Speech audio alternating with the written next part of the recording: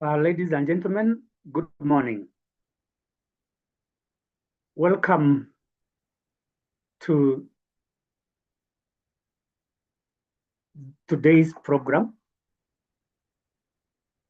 And the topic for today is talent development and human resource information integration.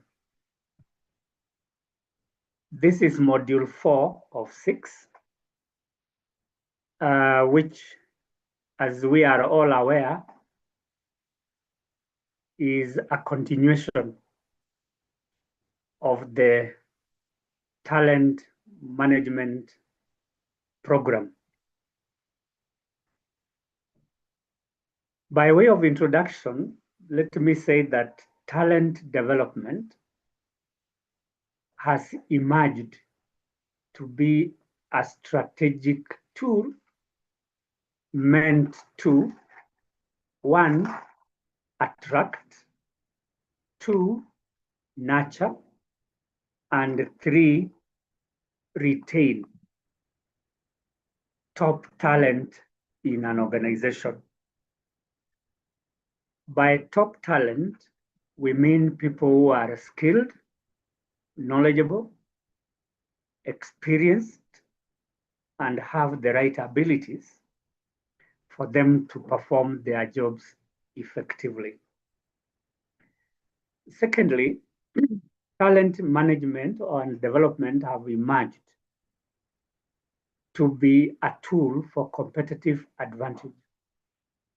That organizations that want to compete successfully in their markets are those that equip their employees with emerging, relevant skills and knowledge.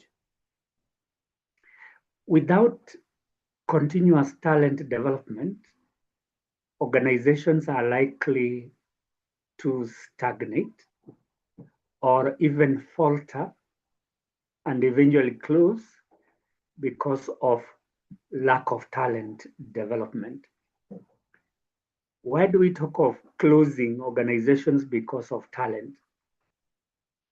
It is because organizations depend on adequately prepared employees for purposes of their survival in the market.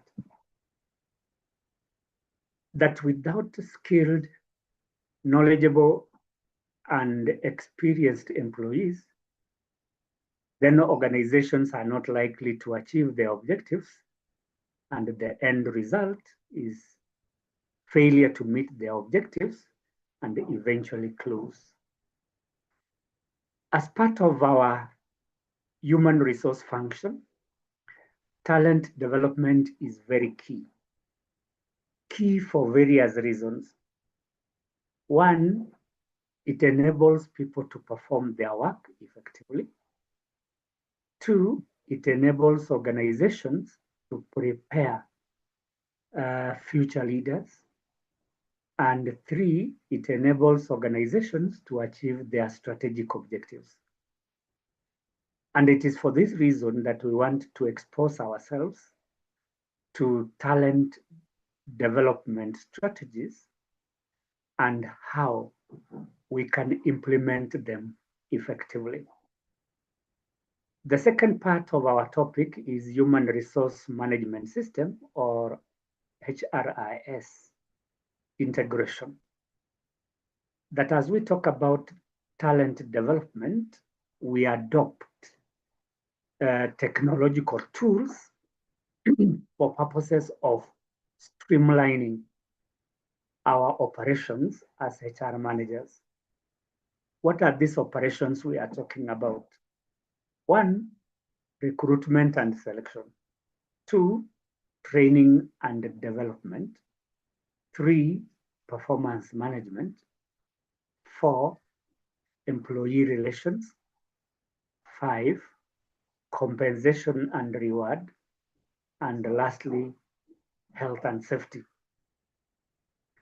That it is within these human resource information systems that we keep record of all those functions and make decisions based on those records.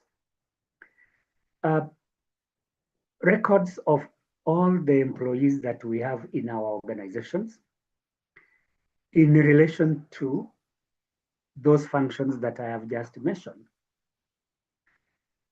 So where does human resource information come in talent development? One, it can automate recruitment and selection, which in our previous discussion, we said that is attracting talent. Two, we can identify skills and knowledge required by use of human resource information systems, especially if we have dashboards that are integrated into this system. So we can spot talent by looking at the records that we have related to performance gaps, which can help us to identify training needs assessment and therefore develop our talent. And then lastly, this information system acts as a reservoir of all the records that we can track trends related to talent development. For instance, we may have metrics related to the number of employees trained over a period of time. Two, we can have metrics on the return on investment related to talent development. Three, within this system, we can also have metrics related to the results that are produced after training and development. So these two are interlinked, that talent development is interlinked to human resource information systems. Having said that, I want us to have an overview of talent development. But before we do that, I want us to look at the themes that we are going to discuss this morning. The first one is talent development strategies, where we are saying that these are structured approaches of identifying skills and knowledge requirements and putting in place initiatives to bridge those gaps. And then the second part is how we can implement the human information system. Let us begin with the talent development overview, where by way of definition, I have said that this is a continuous process of identifying, nurturing, and advancing employee potential. Let's go one by one. Ongoing process. That talent development is not a one-off activity. It is a continuous process that never comes to an end. Why is it continuous? It is because of two main things. One, the changes that are taking place in our environment, which may make the skills and the knowledge of people to become obsolete. So for purposes of avoiding obsolescence, we ensure that development is ongoing and therefore never ending. Secondly, we continuously develop people because of the need to avoid complacency. That some of us may go into our comfort zones and stop learning. but by ensuring that we continuously learn and developing a culture of learning, we are able to equip our employees with relevant skills and knowledge. And then the concept of identifying that we need to locate the employees who need skills, knowledge, and abilities. How do we do this? We can do this by way of conducting performance appraisals or evaluations so that we can establish employees with performance gaps. So if employees have performance gaps, which may be bridged through training and development, then we shall have identified the right candidates for development. Then nurturing is about ensuring that the employees are well taken care of. Nurture is to take care of so that one, something does not die, for example, a plant, or two, it continuously grows or adapts. So in terms of development, we are nurturing skills, knowledge, and abilities so that they do not die by way of becoming obsolete, and that the skills that people have adapt to changes in the environment. And then lastly, advancing employee potential, that this is improving or enhancing the abilities of employees. And employees with the potential are those who have skills, knowledge, and abilities to perform their roles even better. And the purpose of talent development is to ensure that employees are able to meet their current and future individual as well as business.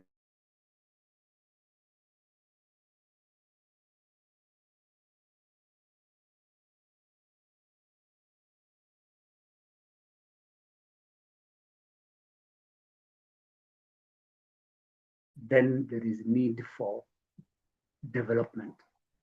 Or in future, because there will be need for them to grow, they will need new skills and knowledge so that one, they are able to pursue their career objectives. And secondly, they are able to succeed.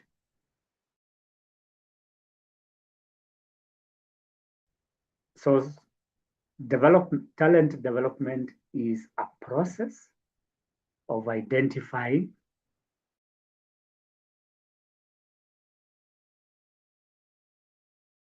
to meet current and future business needs. What is the purpose of talent development?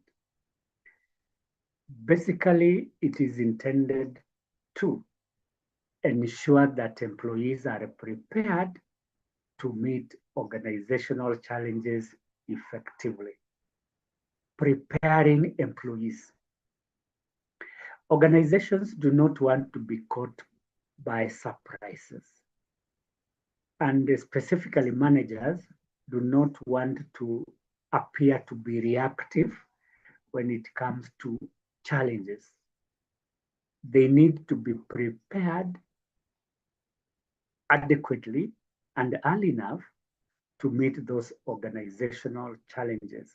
So when we talk of preparations, we are making sure that our current crop of employees are ready to meet those organizational challenges.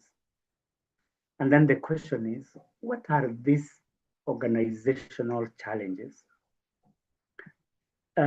This could be threats or pitfalls that face the organization on a regular basis. I can give a few examples of these challenges that we need to prepare for. One, loss of employees or exit of employees. Employees can exit in many ways. One, through resignation. Two, through termination or dismissal. Or three, through downsizing. So the question is, are we prepared for these challenges in terms of successors? If the answer is no, then the organization can continue facing the challenges. So by ensuring that we have adequately developed our employees, we are able to face those challenges, including changes in our environment. Which changes take place? One, economic changes. Two, technological changes. And three, legal changes. So we must have people who are prepared to meet these challenges by way of talent development. And then talent development is an integration process as well, because it links learning, performance, and the career growth into one framework. How is this? That when employees learn new skills and knowledge, they perform their duties effectively. And vice versa, that when they do not perform, we identify performance gaps which can be bridged through training, where training is a process of learning new skills. And then it is also related to career growth, that people who have the skills and knowledge, people who can perform their work effectively, can grow in their careers. Those of us in HR, you can grow from a junior HR officer to a director in HR. Those who are in marketing, the same, from junior marketing officers to directors. So there is a linkage between talent development with the learning, performance, and the career growth. Then what the focus of talent development is basically to align employee aspirations with organizational goals. I believe all of us aspire to be something in future, either aspire to grow in our careers or even aspire to become senior managers in our organizations. And for that reason, we need to equip ourselves with the skills and knowledge that will help us to grow to senior positions. And these aspirations must be linked with organizational needs. So what are the organizational needs? One, it could be qualified leadership. So as individuals aspire to be leaders, the organization also needs qualified leaders. And for us to be qualified, we need to have relevant skills and knowledge, which is basically talent development. There are other organizational needs like being competitive. An organization that is competitive is one that has the right people doing the right things in the right way at the right time and at the right places. And this goes back to talent planning, that in talent planning, we establish demand and supply of talent, and then put in place strategies to bridge any gaps that may arise by way of comparing demand and supply. Demand is what an organization needs or wants, both now and in the future. And then supply is what the organization has or is likely to have in the future. And when you compare these two, you are likely to identify gaps. Either you have a deficit or you have a surplus. When you have a deficit, you may need to hire people so that you can fill those gaps. And when you are hiring people, you go into talent management, which involves attracting talent, utilizing talent, and developing talent. So organizations develop talent in order to ensure that its leadership pipelines do not get dry. And it is for that reason that talent development is aligned with organizational needs, that organizations have a pipeline of adequately prepared leaders, which is matched with employee aspirations. And of what value is talent development? It strengthens long-term organizational competitiveness, long-term strengthening. As I have just indicated, when organizations have the right number and the quality of employees with the right skills and knowledge, then they are likely to be competitive. A competitive organization is one that has the best or better employees, the best in terms of skills and knowledge. So when we are developing talent, we are strengthening the skill and knowledge base of organizations so that they can be competitive. And lastly, what is the outcome of talent development? One is improved productivity. Two is an improved retention. And three, improved business performance. Talking of productivity, this is the total output of employees over time. That when we develop employees, they are likely to increase their output. And that output, when measured over time, becomes productivity. Then retention is keeping employees for a long time. Through talent development, we can retain employees. And how does it become a retention tool? One, employees can perform their tasks effectively. Two, through development, employees can grow in terms of positions. And three, through talent development, employees can enhance their careers. So career growth and performance inspire employees, and therefore they become motivated.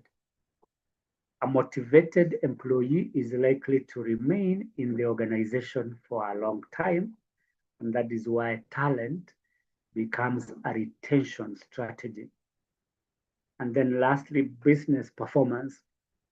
A business is said to be performing when it achieves the following. One, increased revenue. Two, increased profits. Three, increased market share, which relates to the number of customers. And four, stakeholder satisfaction or shareholder satisfaction. So how does this come about? It comes about when employees are performing well their tasks. And for employees to perform well, they must have the relevant skills and knowledge which they acquire through talent development. So that is our overview of talent development. Then what about talent development strategies?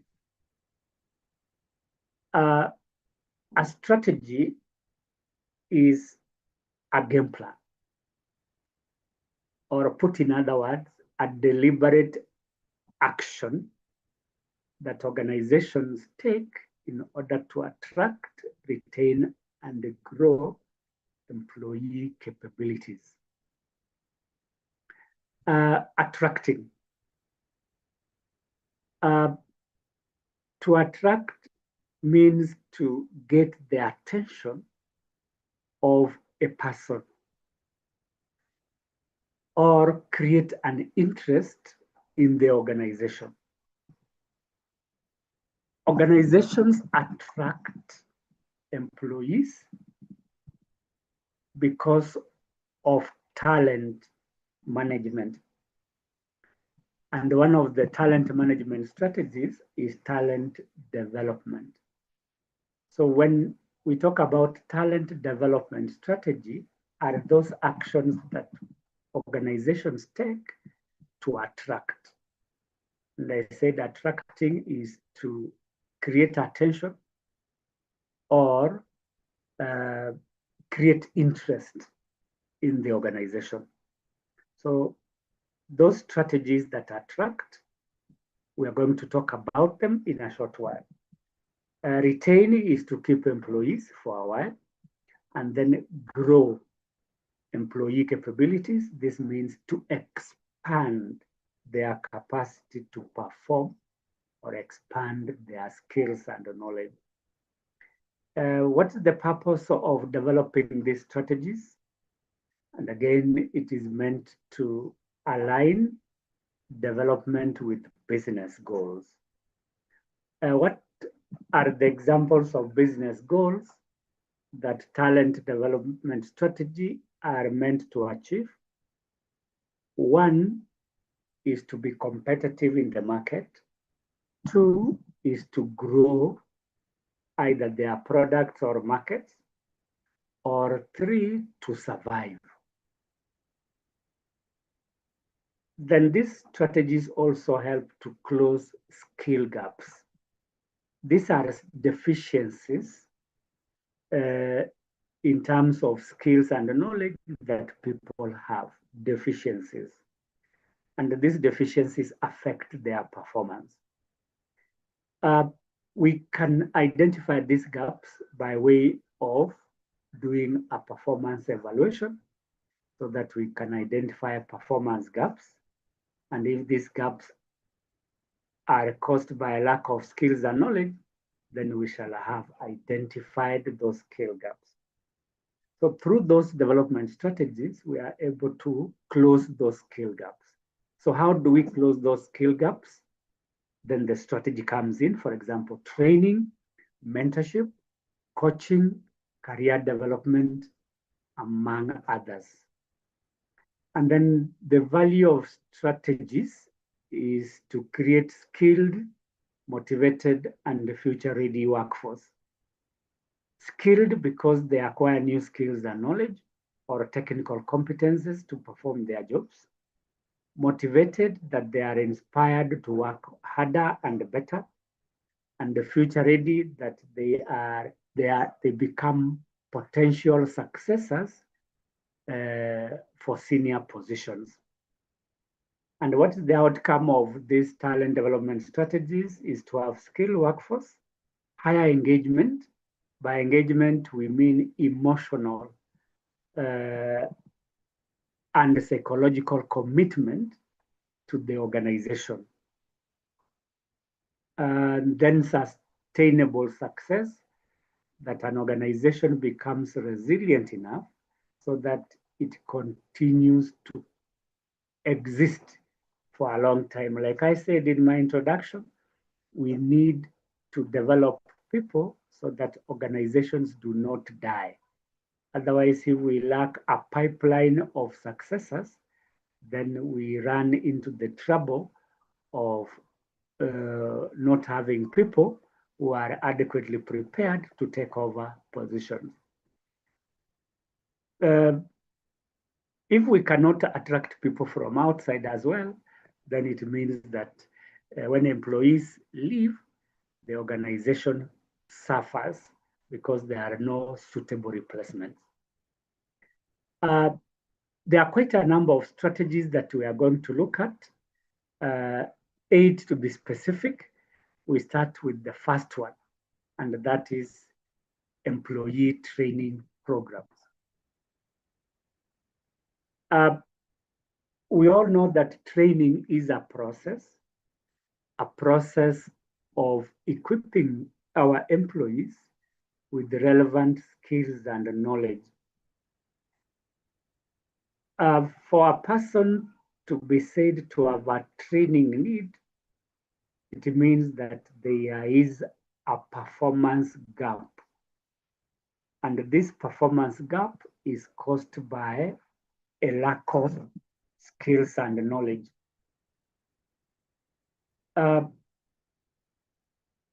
Then where do we start for us to ensure that employees are trained purposely to bridge their performance gaps? We start with training needs analysis, where we identify performance gaps such as missed targets, 2, resource wastage, 3, experiencing difficulties in performing a task, and 4, emerging technology. So if this is what is happening, then we need to find out why, or what could be the cause of missed targets, what is the cause of people having difficulties. The causes can be, 1, lack of tools and equipment. So you provide the tools and equipment. 2, poor initial placement. So you don't train, but redeploy that person. 3 is lack of motivation. You motivate. And lastly, the gap can be caused by a lack of skills and knowledge, and then in that case, you train. So training needs analysis helps us to identify performance gaps resulting from lack of skills and knowledge, and that is a skill gap. For some organizations, this is very essential so that, 1, we are able to identify specific training programs for those employees. And 2, we are able to develop a budget for the training intervention. Secondly, after identifying the training needs, we need to develop content of the training program. And again, depending on the need, the content can also vary. Probably an employee needs communication skills, interpersonal skills, or leadership skills. So we tailor-make those programs depending on their needs. Why do we need to tailor-make? It is because employees perform specific roles which require, which require specific skills and knowledge. And for that reason, we do not want to conduct training which does not address specific job needs. For instance, a person is an ICT officer,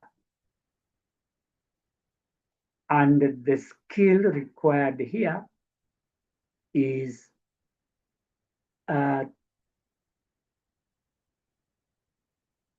developing software for that department. So we cannot take this employee for a human resource program instead of ICT. Or it could be that the ICT officer does not know the security measures that should be put in place to protect people's data or sensitive data. For that reason, we need to take this employee for cybersecurity training so that they can perform effectively in their ICT department. So customization is meant to ensure that employees acquire skills that are specific to their job roles. Thirdly, on employee programs, training programs rather, we blend learning. Especially after COVID-19, organizations learned to blend or combine both in-person and remote working or learning to reduce the spread of the virus. And this has now become the norm, that employees can learn in person, either in a university, a college, or in the organization, or can learn remotely through e-learning. For instance, organizations have learning management systems where employees do not need to have a physical appearance in the organization for them to learn. So a blended learning system can enable people to learn both within and outside the organization. And this provides flexibility in learning. Flexibility. That learning does not stop when employees are away from their workstations. And that is the need for these blended training programs. Another key aspect related to training is continuous updates, especially the learning materials. It is important to update these materials because skills and knowledge become obsolete as our environments change, obsolete. So we need to update those skills and knowledge so that they are in tandem with the changes in our environment. Who is responsible for updating?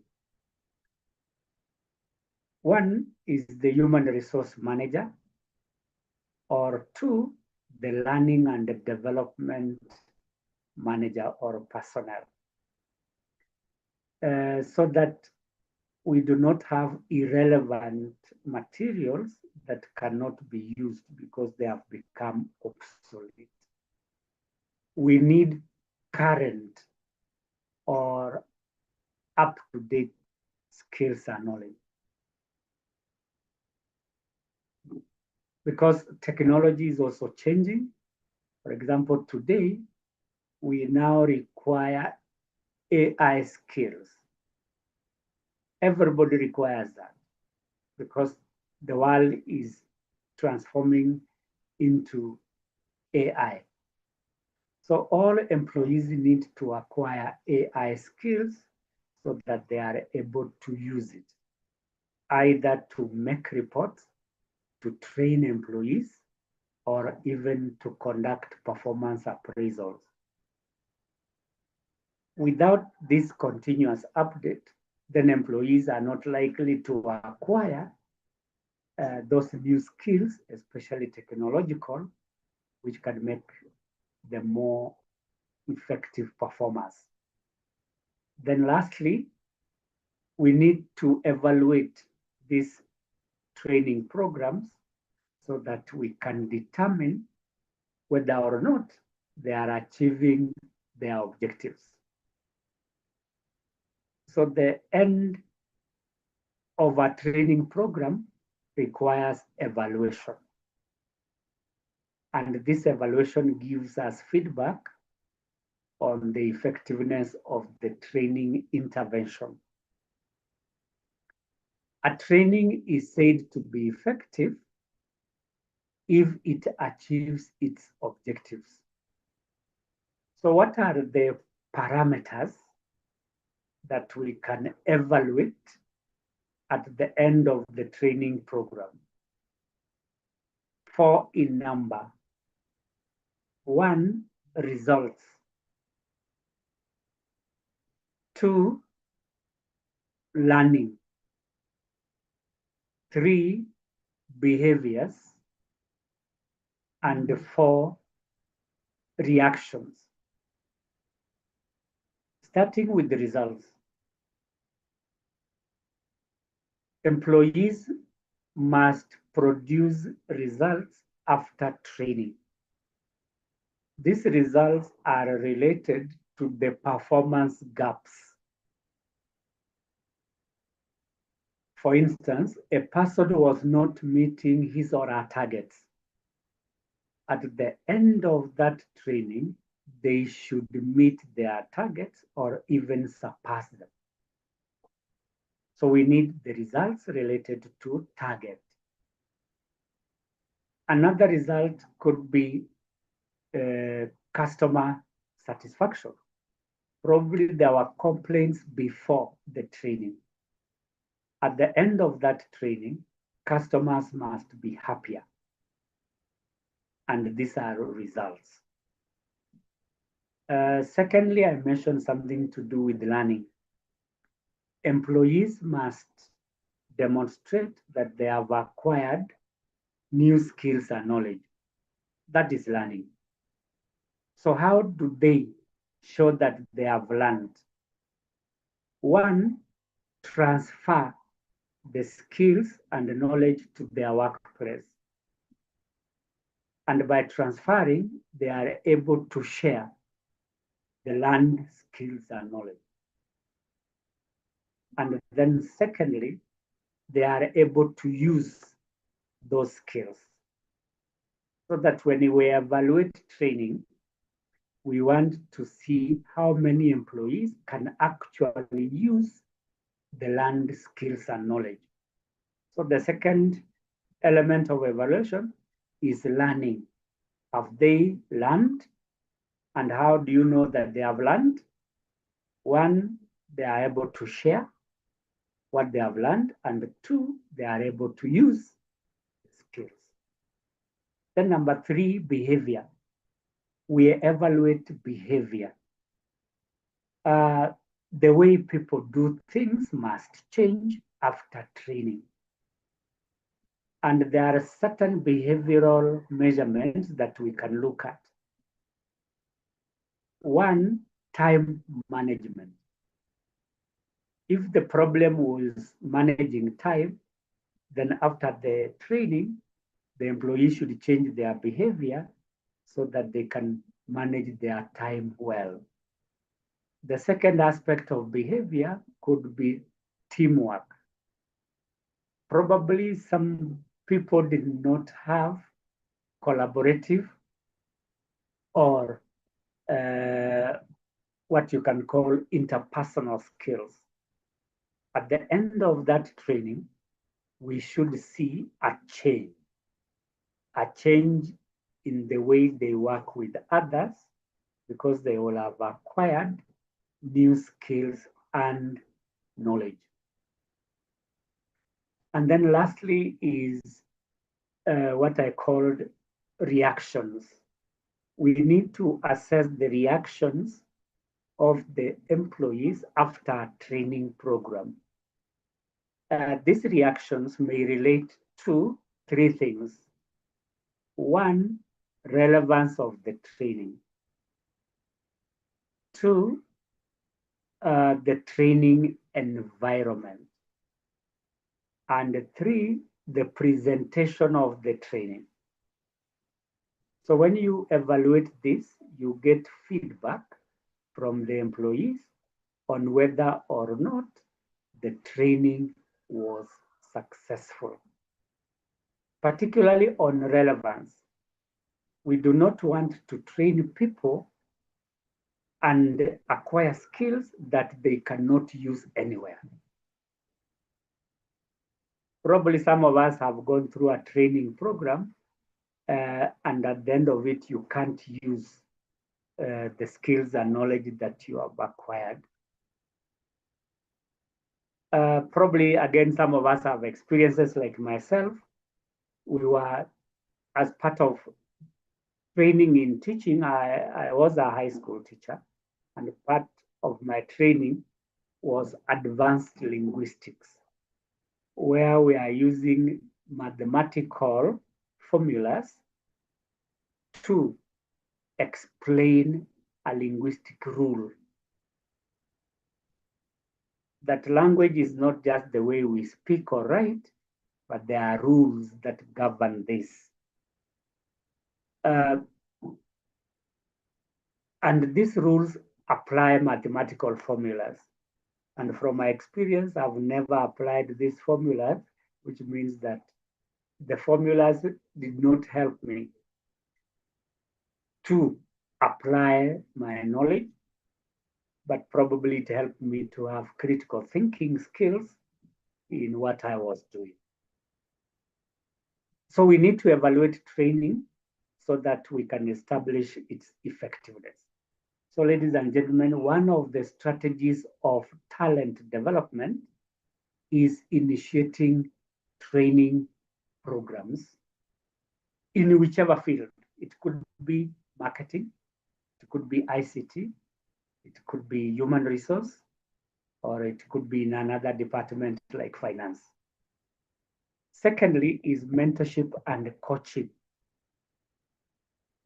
A mentor is a senior and more experienced person who can guide a junior person on matters to do with careers and performance.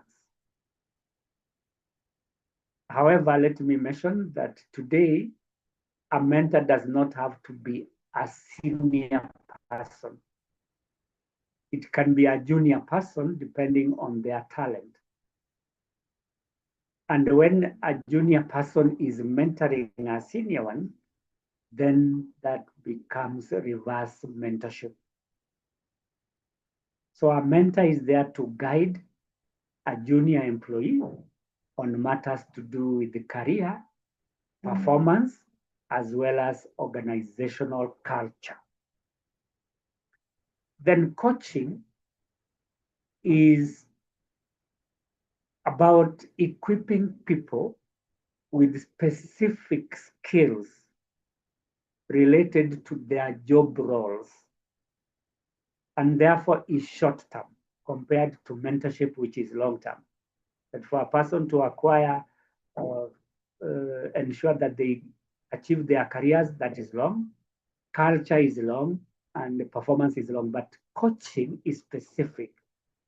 It is geared toward a particular skill that employee lacks, and this skill is affecting their performance. And therefore, coaching is a process of equipping employees with specific skills related to their specific jobs for them to improve their performance. For them to improve their performance. Just a second.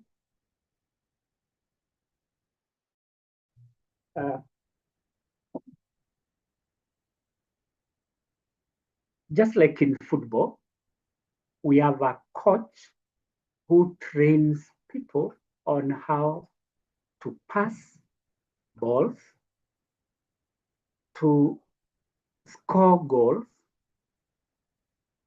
or even to kick the ball. That is a specific skill for football players. In organizations, we may have a coach on several things. One, communication. That if somebody does not know how to communicate effectively, then a coach can come in.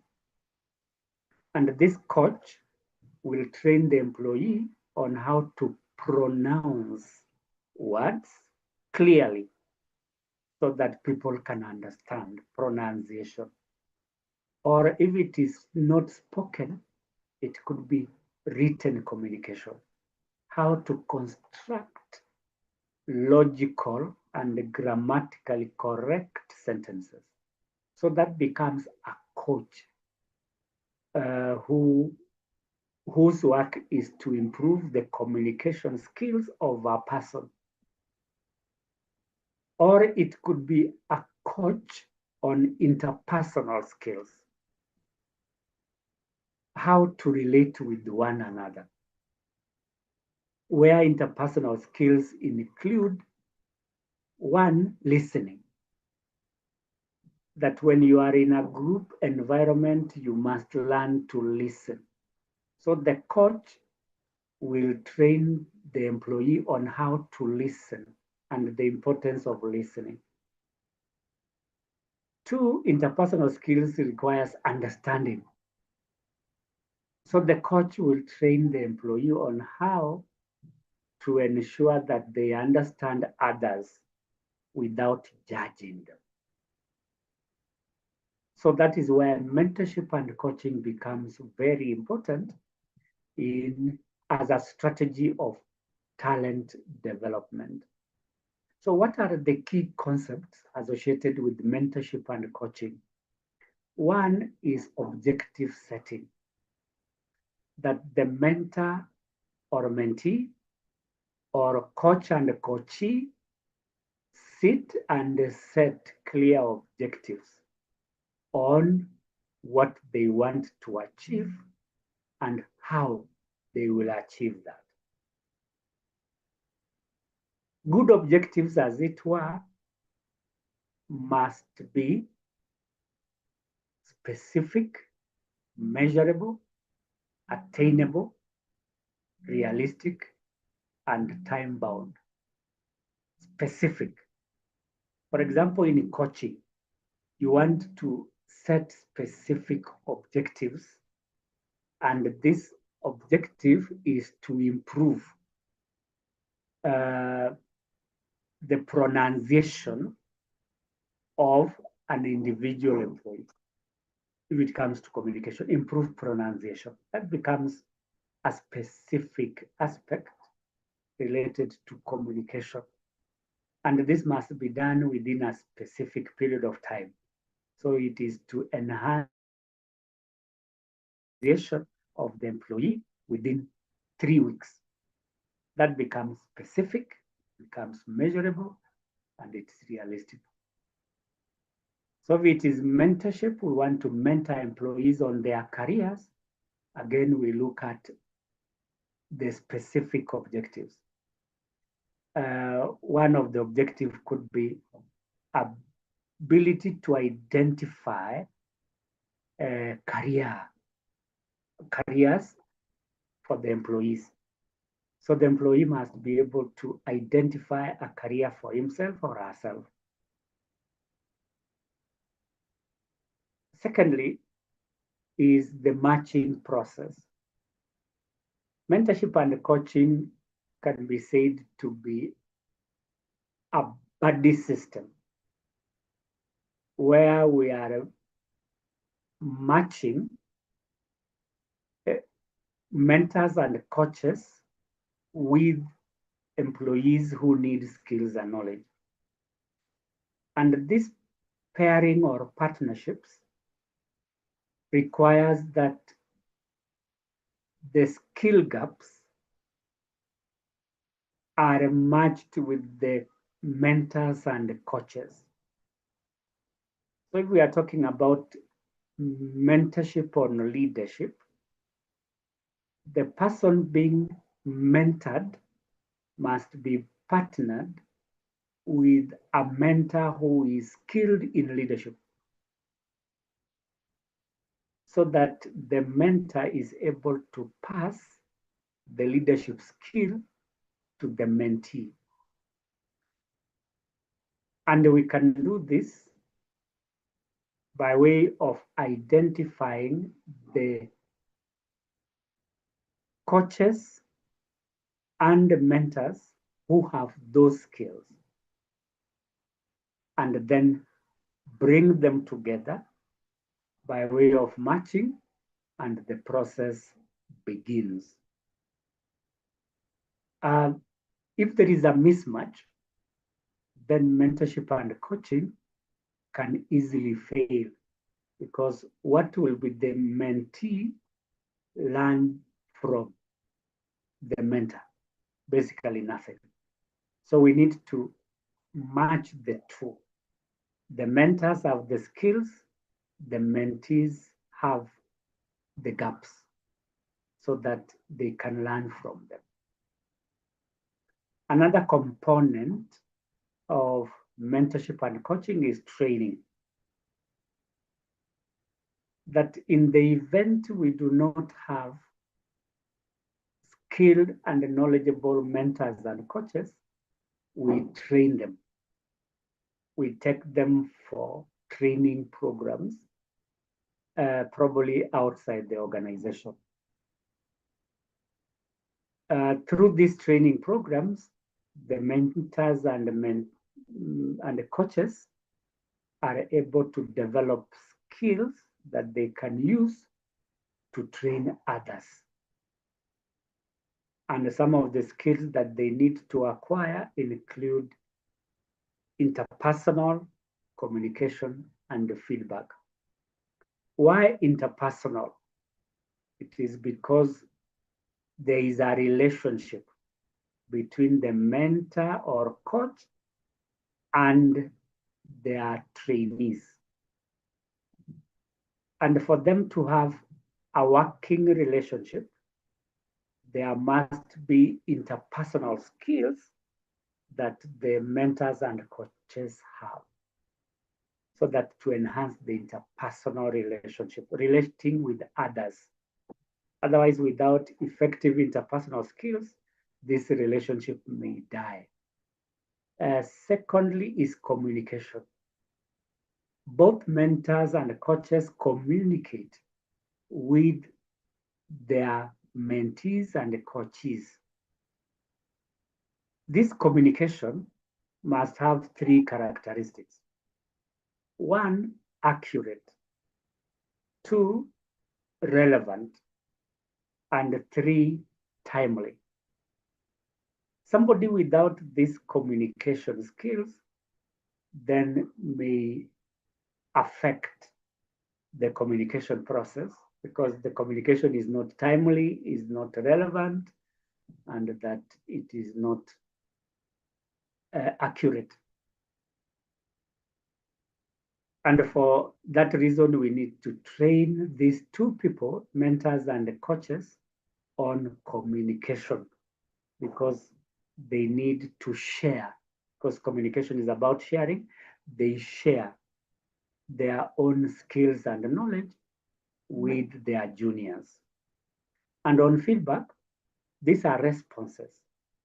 When we partner mentors with mentees, there is regular feedback that each of them should get. Feedback on, one, their progress. that during mentorship, we need to know whether or not the employees are making progress. So we need feedback on progress. Secondly, we need feedback on challenges. If employees are facing challenges during this mentorship process, we should get feedback so that we can address the challenges on time. We should also get feedback on any emerging issues. And again, we train the mentors and the coaches on how to provide this feedback to the employees. And then both coaching and mentorship have a structured framework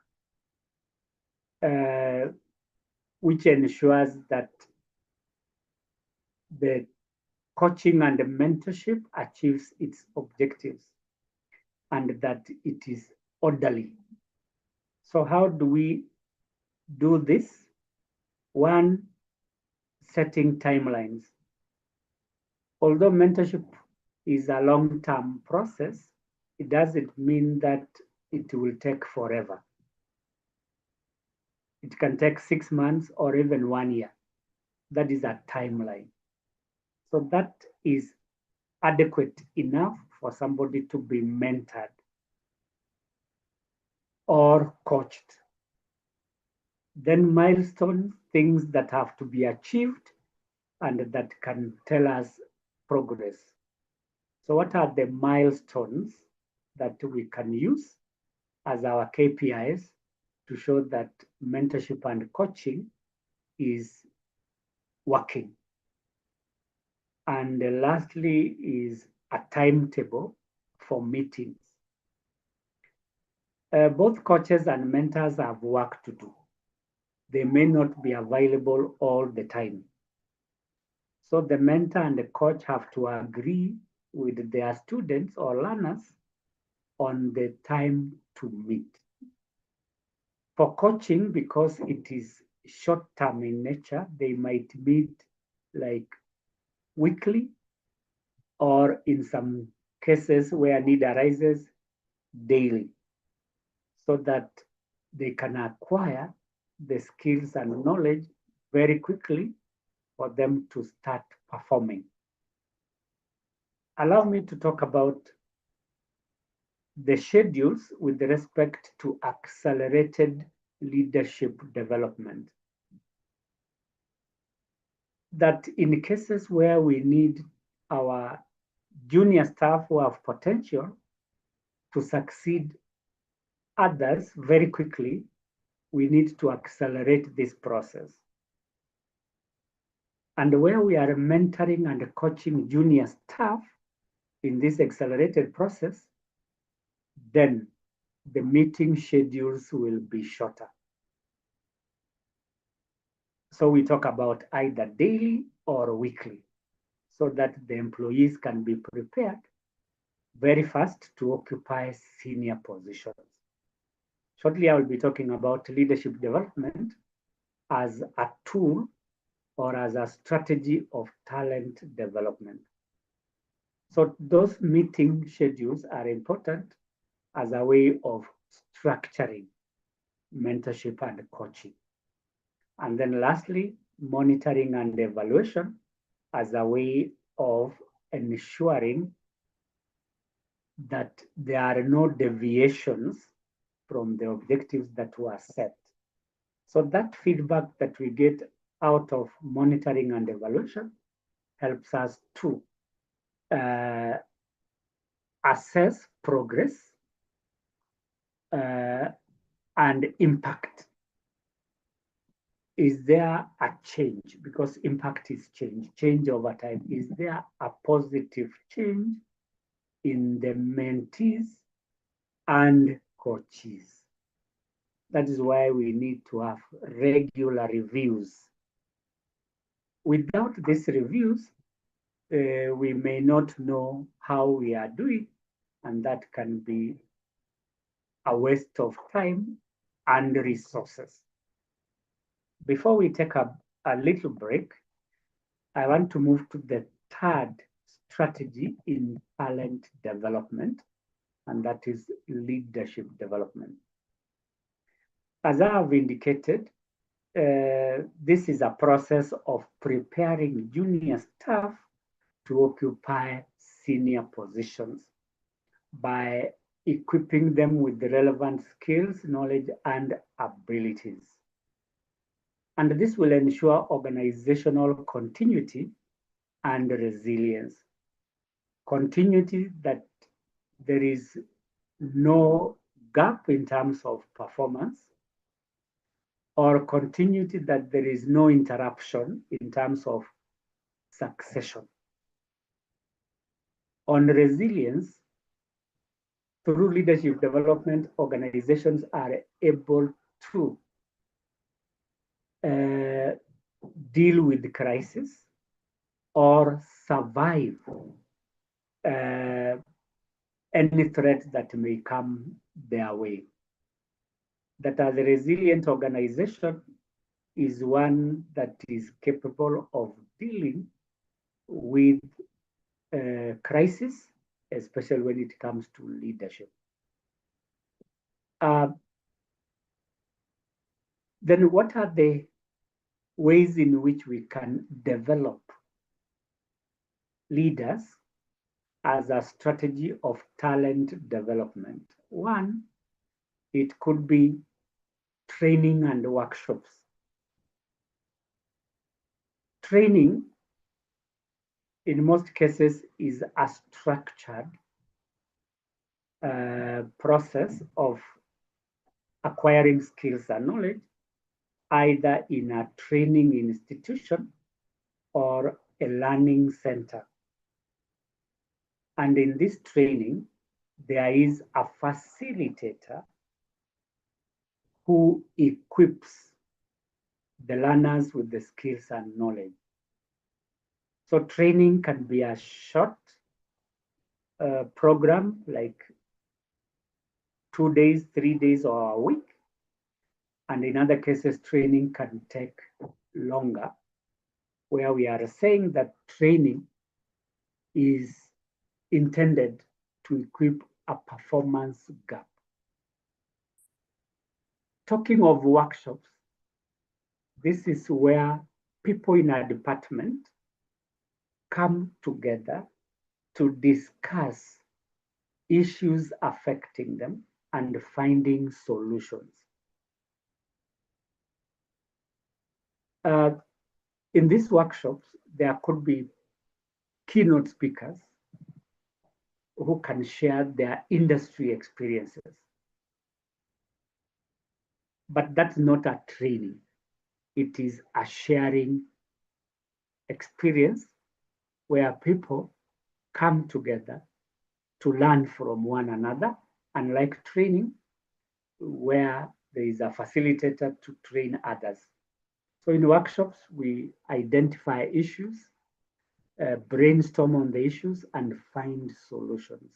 So through these workshops, people share their experiences, and we learn from those experiences.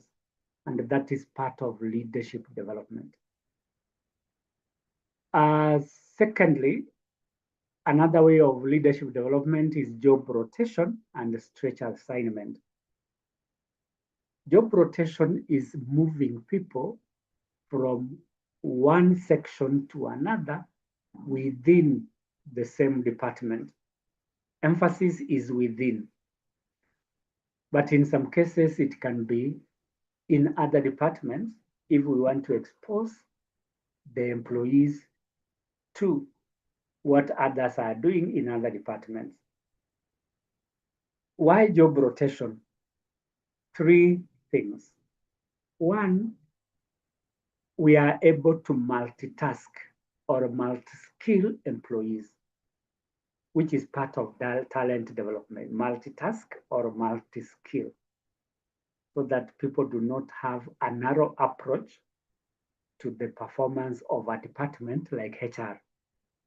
So in HR, we can rotate people between learning and development, resourcing, employee relations, or another section within HR. And this rotation can be 6 months or even 1 year. You cannot move a person in a week and then say that is a rotation. We should allow enough time for the employees to learn skills and knowledge related to the new jobs that they are assigned. And then stretch assignments is where employees are given challenging tasks which require 1, extra skills, 2, extra knowledge, 3, extra abilities, and 4, possibly, extra resources or even support. So stretch assignments are those that challenge people so that they can use or require extra skills and knowledge. When such assignments are given to employees, some may fail, others may succeed. And when they fail, that becomes a lesson learned. So people learn from those failures and successes when they are given stretch assignments. But again, when you give these assignments, we should not leave the employees alone. They should be supported because they may not succeed, or possibly they do not have the skills and knowledge to perform those stretch assignments. But again, because we are looking for people with potential, we challenge them with these stretch assignments so that they can think more and even learn more from their experience.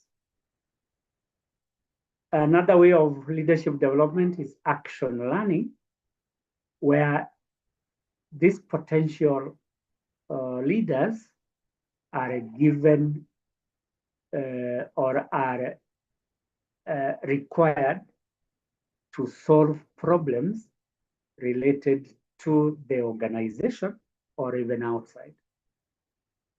Practical problem solving.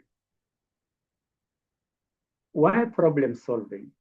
It is because leaders should be problem solvers. So how do we solve a problem? 1, we identify the problem. 2, analyze the problem. 3, look for alternative solutions. 4, select the most suitable alternative. 5, implement the alternative. And 6, review the alternative or the progress. That is a problem solver. People who do not have these skills can be assigned these problems, and we see how they can solve those problems. So action learning is a problem-based process where these potential leaders are presented with problems and assessed on how they can solve them. The other aspect is executive development program. And this is where some of us might have gone through. That is executive MBAs, executive management administration program, MBAs, management. This could be 1-year programs where employees are equipped with strategic thinking skills. That a strategic thinker is one who is able to, 1, develop a clear mission and vision for the organization. 2, formulate strategies that are working. And 3, ensuring the organization is competitive. So we expose these potential leaders to programs that will enhance their strategic thinking. And then lastly is leadership assessment and feedback tools. I want to believe that in some of our organizations, we conduct appraisals. And these appraisals can take several forms. One, self-appraisal. Two, peer appraisal. Three, downward appraisal. Four, upward appraisal. And five, customer appraisal. For us to get a holistic view of the potential of a leader, we should get feedback from a variety of sources. And that is why we are adopting a 360-degree feedback method, which means that we get feedback from almost all the stakeholders, the employees, their peers, customers, and their superiors. That if all these people give a favorable rating of an employee, then that employee should be a good performer or has potential of becoming a leader. So this feedback is important. And for some organizations, I'm sure you have maybe Microsoft 360, where employees can give you feedback about a particular potential candidate who could be considered for promotion. So those are the various ways in which we can develop leaders as a strategy for talent development. I want us to go back to where we started so that if anybody has a question or a comment to make, you can go ahead. We started with the talent overview where we said that this is an ongoing process and the purpose is to ensure employees are prepared for challenges in organizations. Then we talked about talent development strategies. We have mentioned 3 strategies. 1, training programs. 2, mentorship and coaching. And then 3, leadership and development. So the floor is ours. Anybody with a question or a comment to make, please go ahead.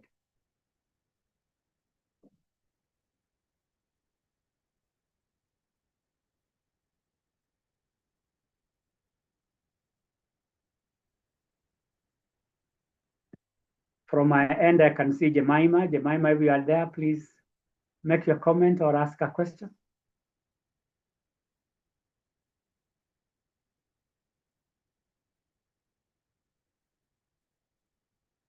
Right, Gilbert, if you are there, Gilbert Mwasaro.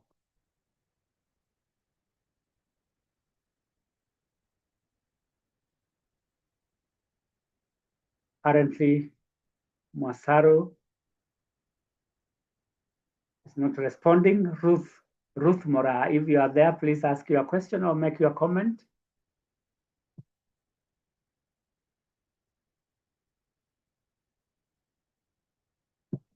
Fine. In the absence of a question or a comment, we shall proceed to the 4th strategy of talent development, that is career pathing. This is one of the roles that HR managers play in organizations. That a career path is a structured set of roles through which an employee can advance in order to become proficient in their areas of specialization. So this structure starts from a junior person to a mid-level manager, to a senior manager within a specific department. Because a career is an area of specialization, and therefore the path is the route through which people can climb up the ladder within their areas of specialization. And what then are the components of career pathing? One is career maps, where we are visualizing the journey through which an employee can go from a junior person to a senior one in different departments. So using the organizational structure, we can create this career map.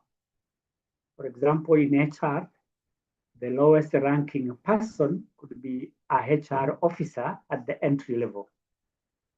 Then you can move to senior officer after some time. From senior officer, you become manager. In public sector, you may become manager 1, and then move to manager 2 and manager 3.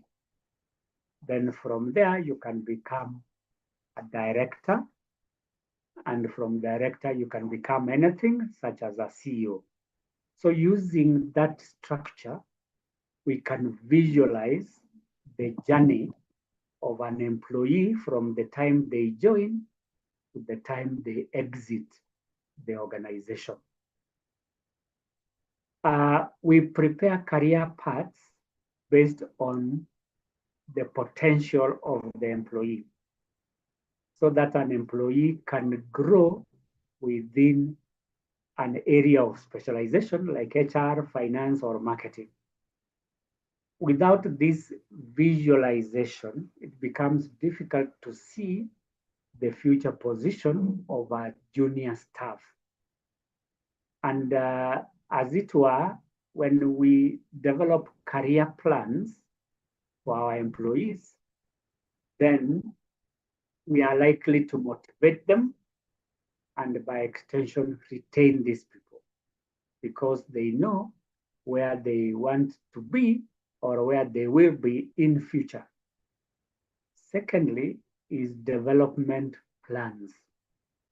So once we identify the career paths, we now look at the development plans for each employees. And that is IDPs. IDP represents individual development plan. So what does the employee want to do or has in mind in order to grow their skills, knowledge, and abilities? And part of the development plan could be to join a certificate program, or 2, a diploma program, or 3, a degree program. All these programs are geared towards equipping the employee with skills and knowledge. Equipping employees with skills and knowledge. And we do not just equip them in any way we like. These skills and knowledge should be tailored to the needs of the employees. And that is why we talk about personalization. That if an employee has chosen a career in marketing, and therefore the career plans should be related to marketing, where you want to become a marketing director as a goal. So what will it take you to become that marketing director? So you start with a certificate, for example, which can take 6 months or 1 year, and then a diploma, which according to our education policy should take 2 years, a minimum of 2 years, and then a degree program, which will take 2 to 4 years, depending on whether recognition for prior learning can be taken into consideration.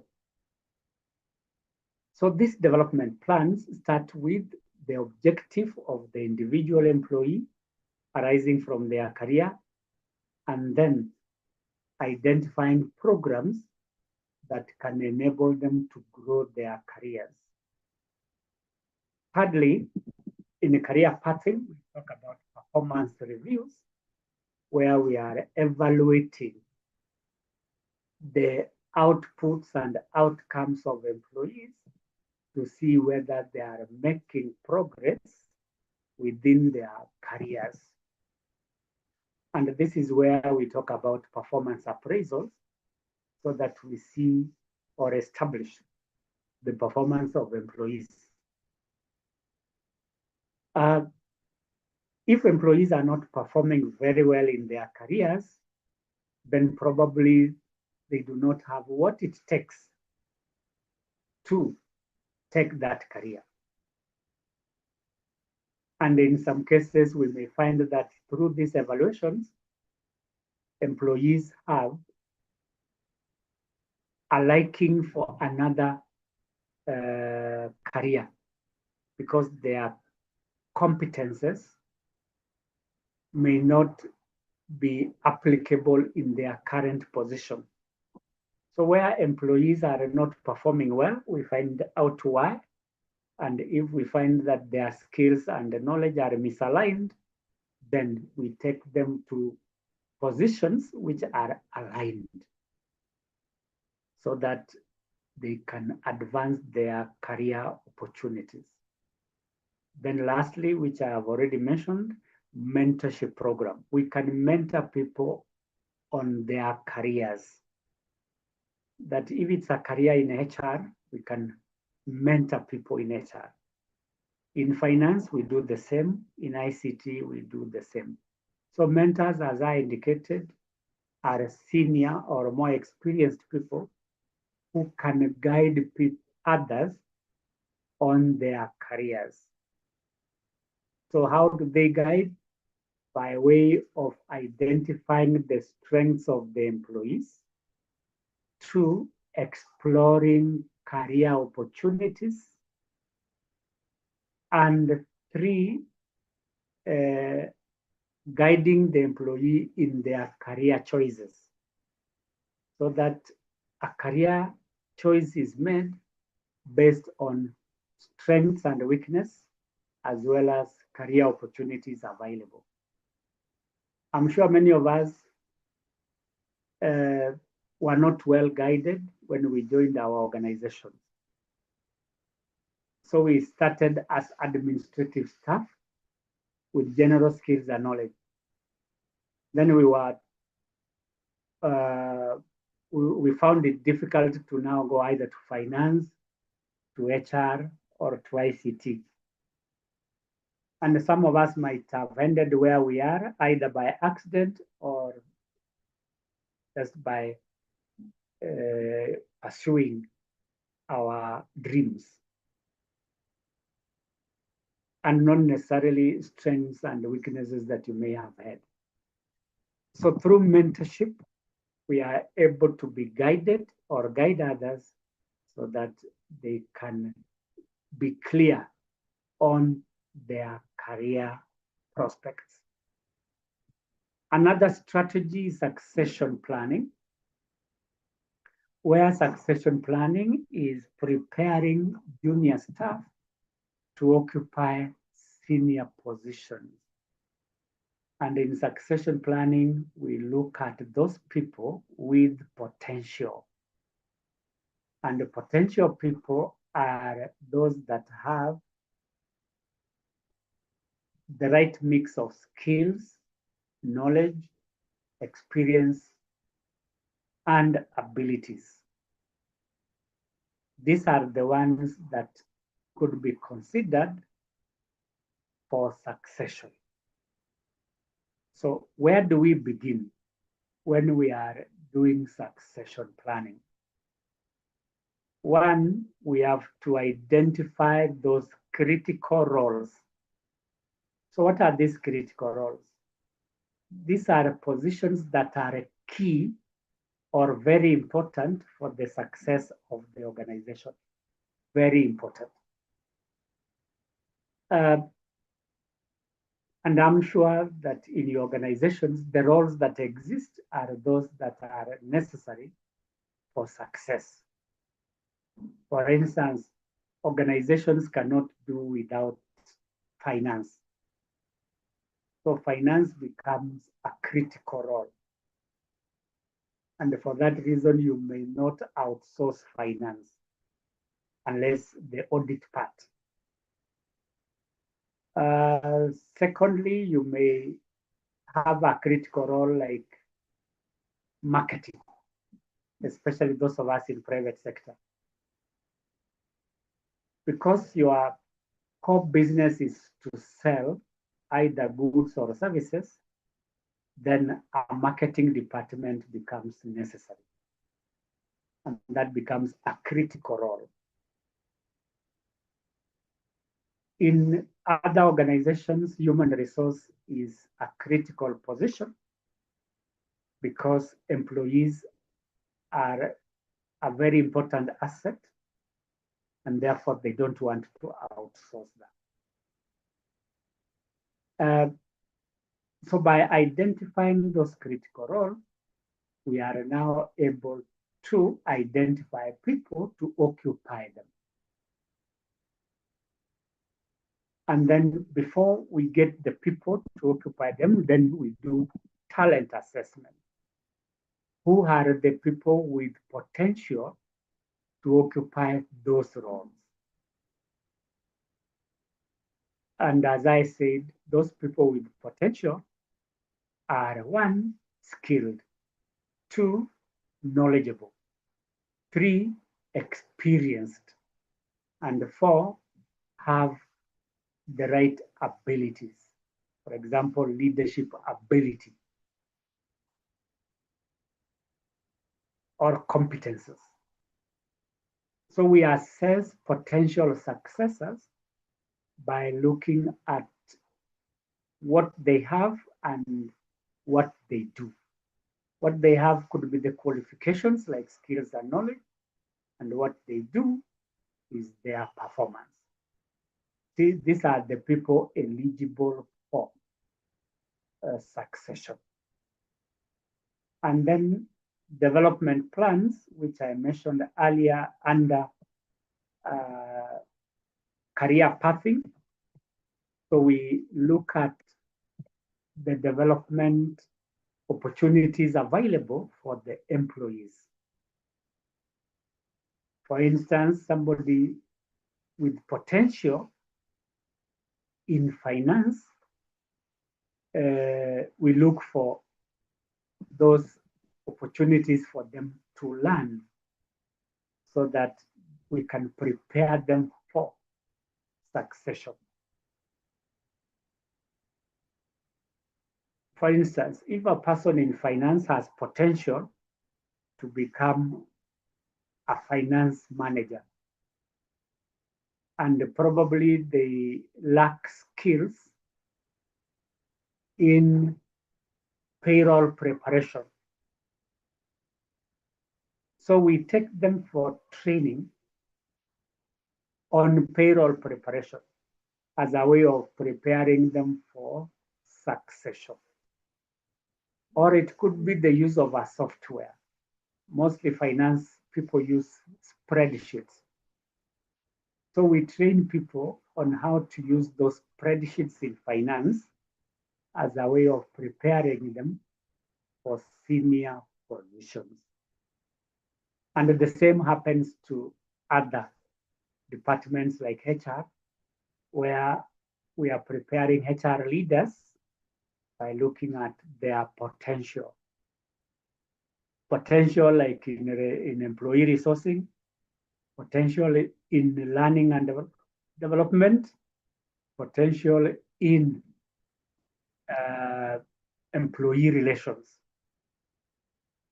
Those are key sectors or sections within HR in which we can develop plans for our employees. Then another aspect of succession planning is knowledge transfer. And how do we ensure that there is transfer of knowledge from those exiting the organization and those succeeding them? It is by way of creating opportunities where the two can share their knowledge. And these opportunities are mentorship and coaching programs. So the employee who is exiting, especially under the mandatory retirement age, we need to ensure that those retiring have shared their knowledge with their juniors as part of the preparation to succeed them. Many organizations fail to capture this knowledge by not putting in place mentorship and coaching programs for junior staff, meaning that we lose the knowledge because those exiting employees have not shared their skills and knowledge. So that knowledge transfer is important. And it can start as early as when the employee joins the organization. An employee can join the organization and taken through an onboarding process. And in this process, employees can be partnered with mentors so that they can start growing from the day they report to the organization. And that becomes a continuous process. Or alternatively, we can create forums where exiting or outgoing employees can share their skills and knowledge. One of the forums could be the weekly or monthly management meetings. Two, it could be the town hall meetings that we hold with our employees. Or three, could be structured mentorship programs where the outgoing employees can agree on a schedule on how they can go about sharing this knowledge.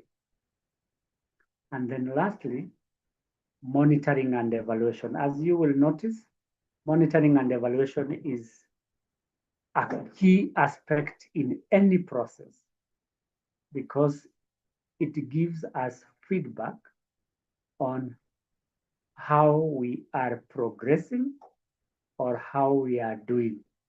So even in succession planning, we need to get feedback on whether we are on track or have drifted.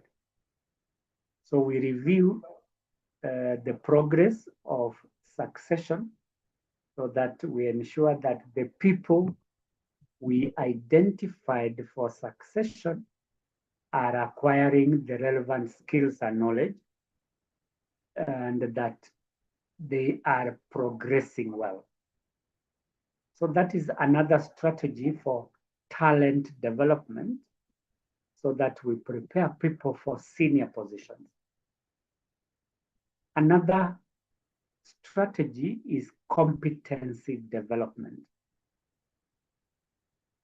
A competency is an ability to do something based on skill or based on experience.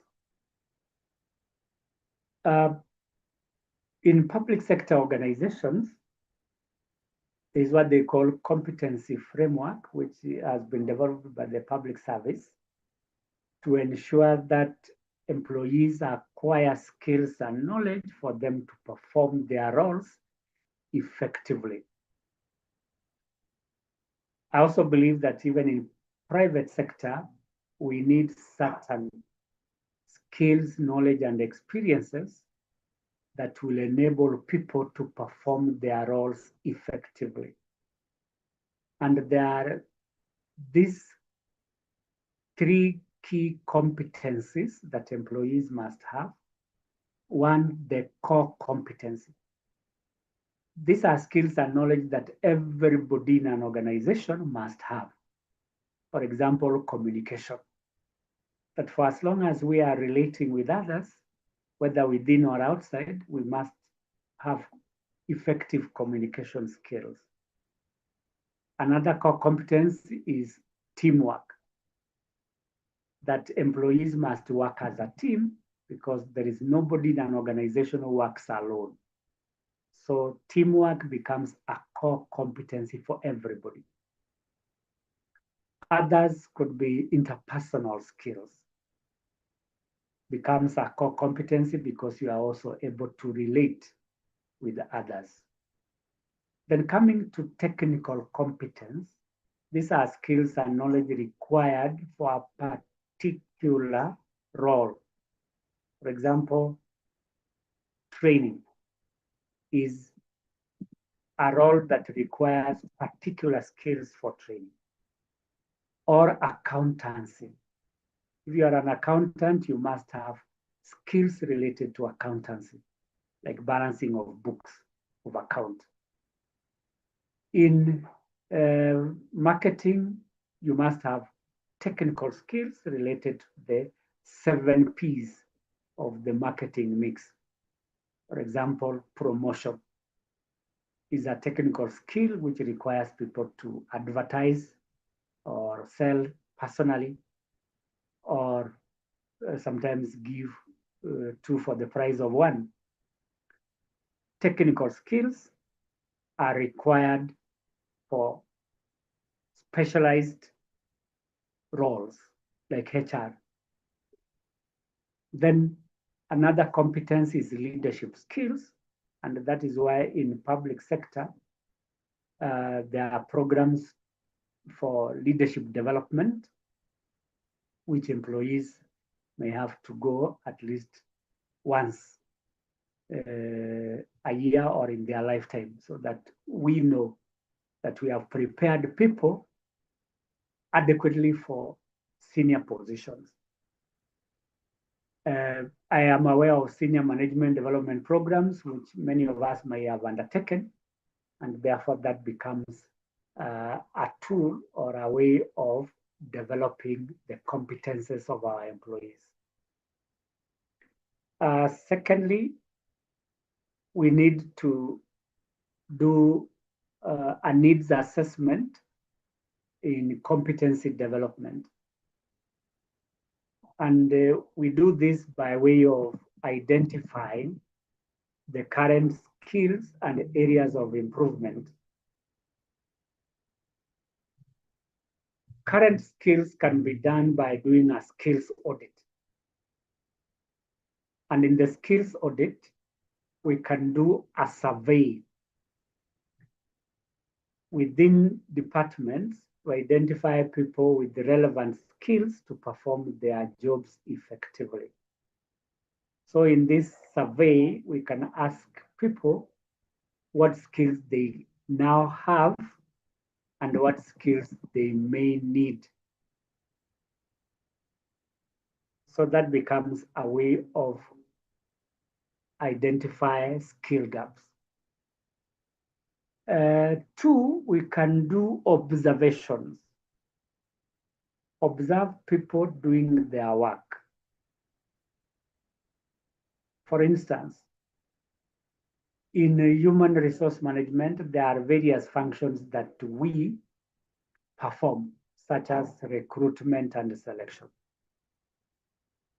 In recruitment and selection, it's a process which starts with the requisitioning the vacant positions, approvals, advertising, shortlisting, interviewing, and placement. All these steps or processes require skill. For example, skill in advertising. Not everybody can advertise a vacant job.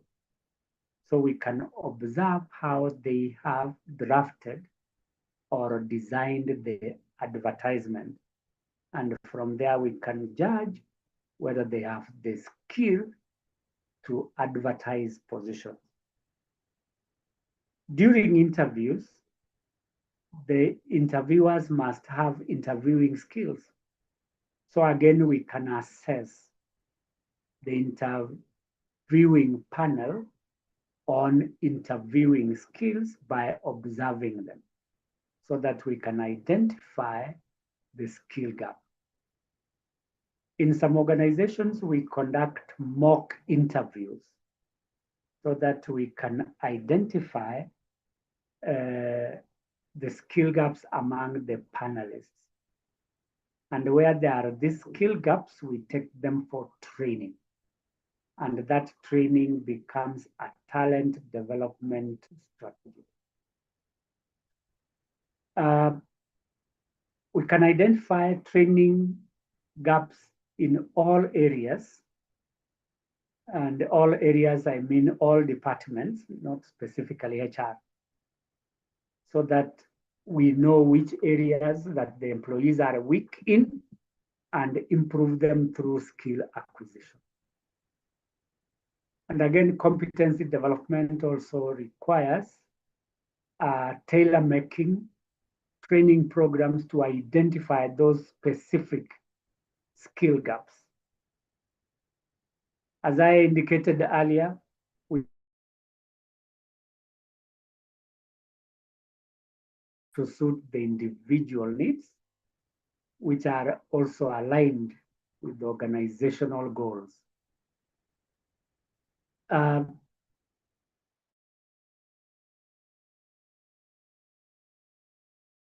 Would be one, like coaching, two, mentorship,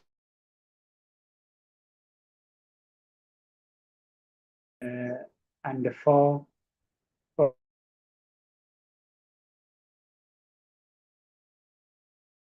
develop themselves. Another competency development is performance feedback, that we need to know how well these employees are performing in their respective roles. Do they have the core competencies? Do they have the technical competencies? Or do they have the leadership competencies? So that performance evaluation gives us feedback on whether the employees are making progress toward, one, performing their roles effectively, and also prepared for senior positions. Then lastly, on competency development is evaluation and review, where we are assessing the impact of competency development. And the impact here could be, one, the performance levels of the employees. Have they improved after this competency development? Two, is employee succession. Do we have people who are adequately prepared to succeed those who leave? And lastly, are these employees helping the organization to achieve its objectives? So we can measure impact by looking at the outputs and outcomes from the competency development programs.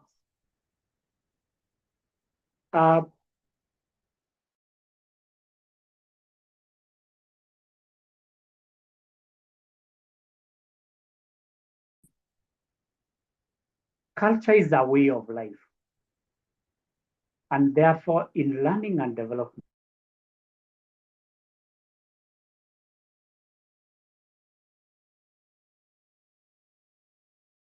of life.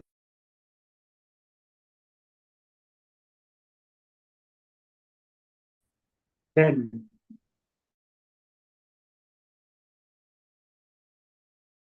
should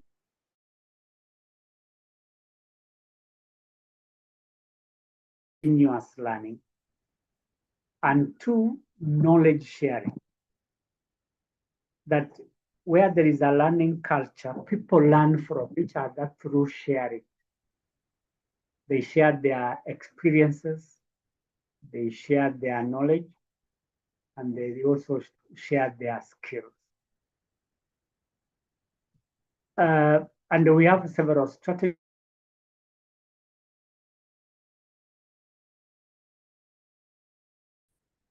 And one of them is leadership support. Leaders support learning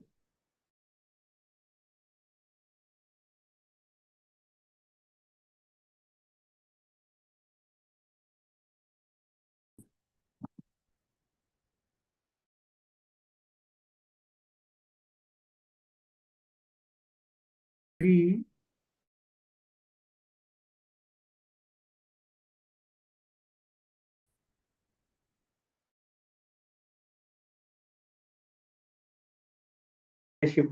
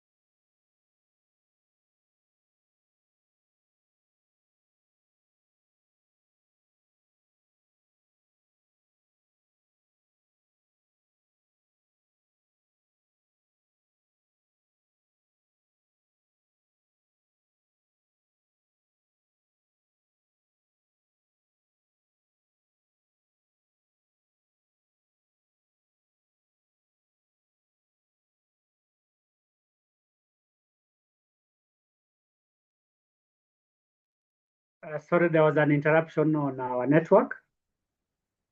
So I was saying that leaders can support learning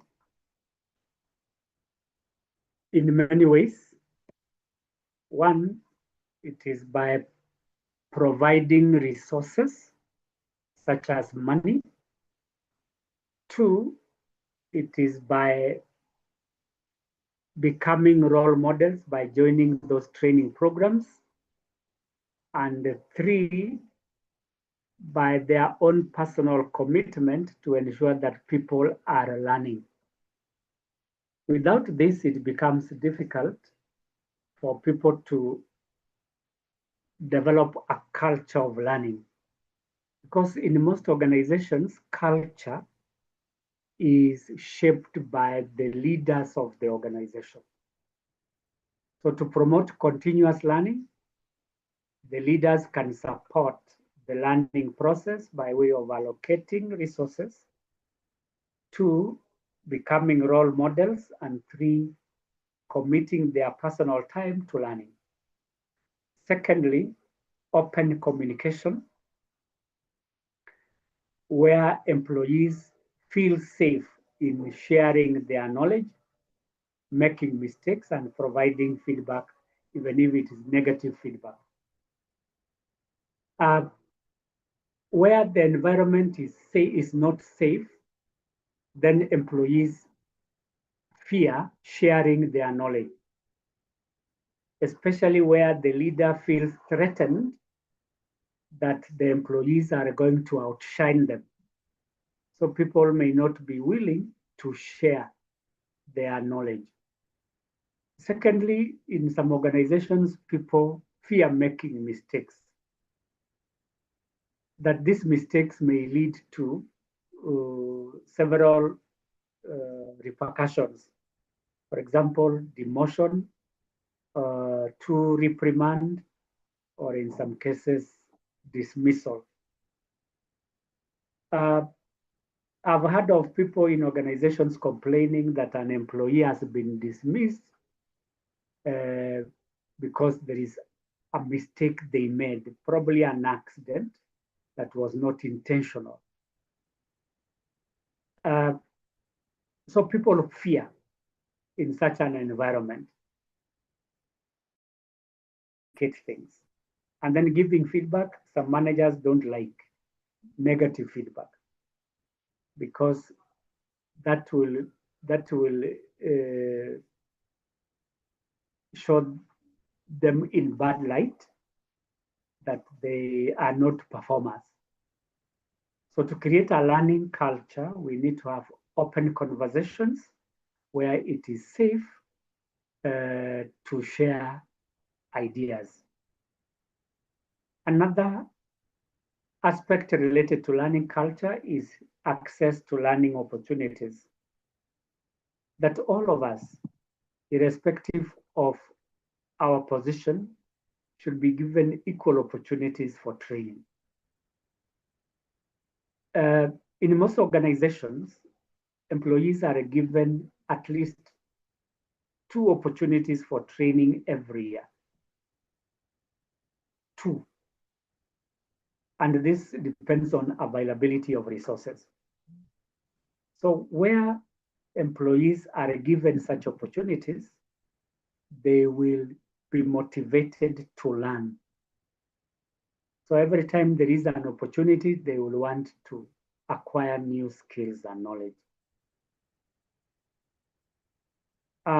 Collaboration is another culture where people can work together to share their knowledge. And this is where you create communities of practice. People working in teams to learn from one another. So in HR department, we can create teams around the various sections, like employee resourcing, people working together to learn from one another. 2, learning and development, people working around there together. And 3, it could be employee relations, again, people working together.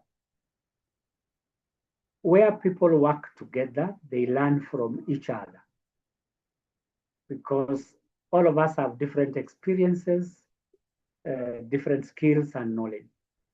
So when people work together, they learn from one another. And that is in the spirit of teamwork. To create a learning culture, we also need to reward high achievers. So if somebody has acquired certain skills and knowledge which are helping the organization to achieve its goals, we reward them. So we reward achievements of people who are able to apply their knowledge, which they have learned over time. So it could be somebody who has undergone a diploma program in CHRP, that is Certified Human Resource Professional. When they come back, they show improvement. So we reward such people either through a bonus or through a salary increment. Where these rewards are given, other employees are also encouraged to go for training programs, and that becomes a learning culture. And then lastly, continuous feedback, where we are ensuring that the skills and the knowledge that people have acquired are being utilized. If you do an analysis of the effectiveness of your training program, one of the areas that you could be measuring is the level to which people are applying their knowledge. So you look at the number of people who are trained against the number who are applying their skills and knowledge, and then you get a rating by multiplying by 100. So the number of people using their skills over the number of people trained, you multiply that by 100, you will get the rate at which the knowledge is being applied, application, so that we don't have knowledge that is not useful or that cannot be applied. And for that reason, we do continuous feedback. We are able to identify areas of weakness and improve them.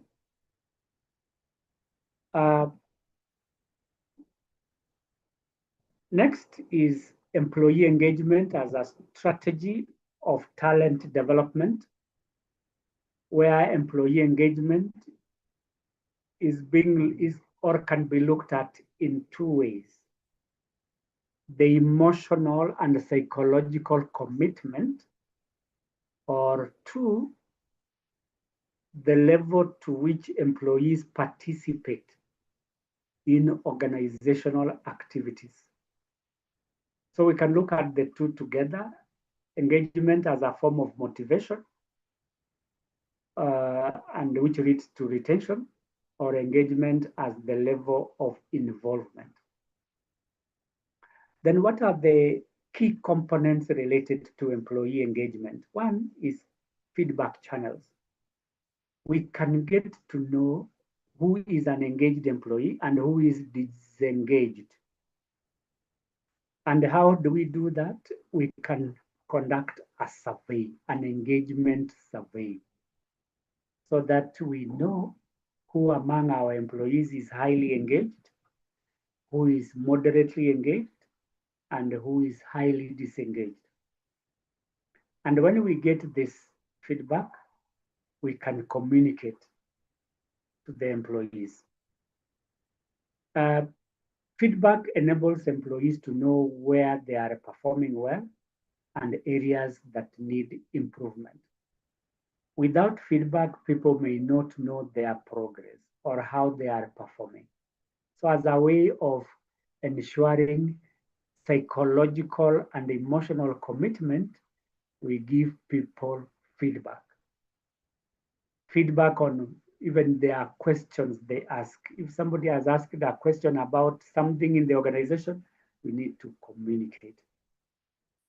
Secondly is involvement. That means allowing employees to participate in decision-making processes. There are various methods of participation. One, weekly or monthly meetings. Two, emails. Or three, employee satisfaction surveys, or any other survey that you may be interested in, so that we get their ideas on what we should do and how. When employees get involved in decision making, three things happen. One, they own the decisions. Two, chances of resistance are reduced. And three, they feel valued, that their opinions matter. Then motivation programs, where we are rewarding people for doing well. As I indicated in talent development, competency development, as you can see, we talked about developing competences in various areas and then rewarding them. You look at this one here, we talked about rewarding people. We reward people, especially those who are doing well as a result of their skills and knowledge which they have acquired over time. So we can reward people as a way of motivating them so that they can remain in the organization for a long time. And then Another way of promoting engagement is employee well-being. Employee well-being means that we provide physical, emotional, and mental awareness support. Physical, we want people who are physically fit to do work. And what initiatives can we put in place? For example, having a gym or a field where people can do exercises, either in the morning or in the evening, so that people can be physically fit to perform their roles. Then emotional support. People become emotional, especially when they are undergoing turmoil. And we all feel sad or frustrated when things are not working for us. We become stressed. So we need to support our employees with their emotions. And how do we support them?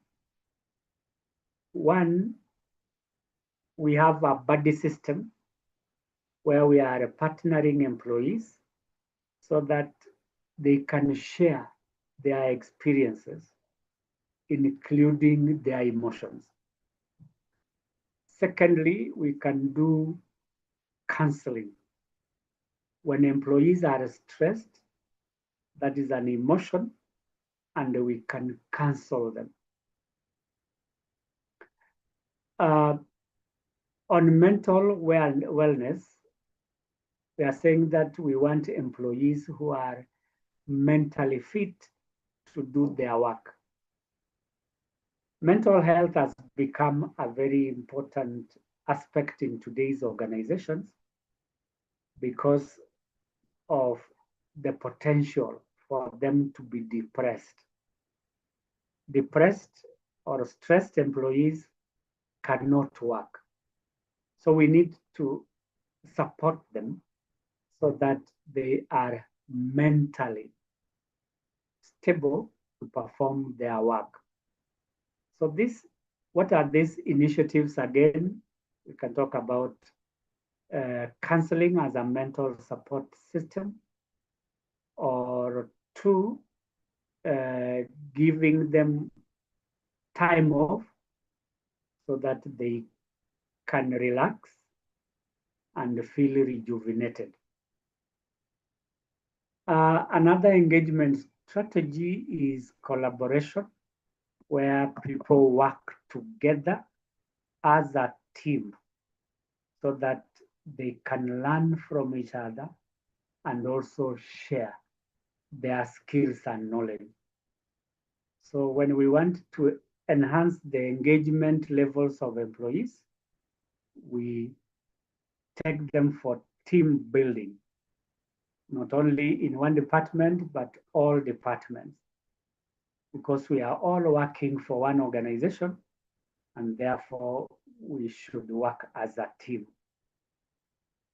And lastly is the element of retention growth, where we are saying that our employees need to remain in the organization for a long time. And when employees are engaged, then that reduces the turnover rate. So the purpose of employee engagement is to retain employees. So we can engage employees through feedback, through involvement, through motivation programs, through enhancing their well-being, and also making sure that they work in teams. So those are the ways in which we can enhance employee engagement as part of talent development. As we said, talent development is a continuous process where employees acquire skills and knowledge or share their skills and knowledge to perform their work effectively and achieve organizational objectives. So if employee engagement is one of them, then that becomes a continuous process. The last one is technology, that as part of talent development, we need to integrate technology into the process of acquiring skills and knowledge.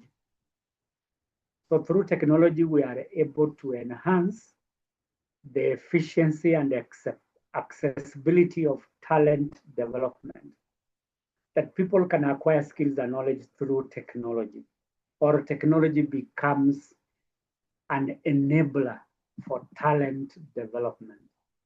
So which are these technological tools that can promote talent development? One is e-learning programs.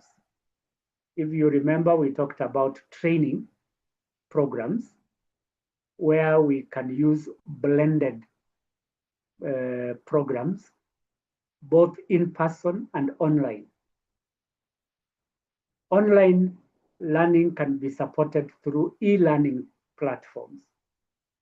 These are systems within our organizations where people can access learning materials or resources from wherever they are, so that they don't have to visit the offices to read materials or visit libraries.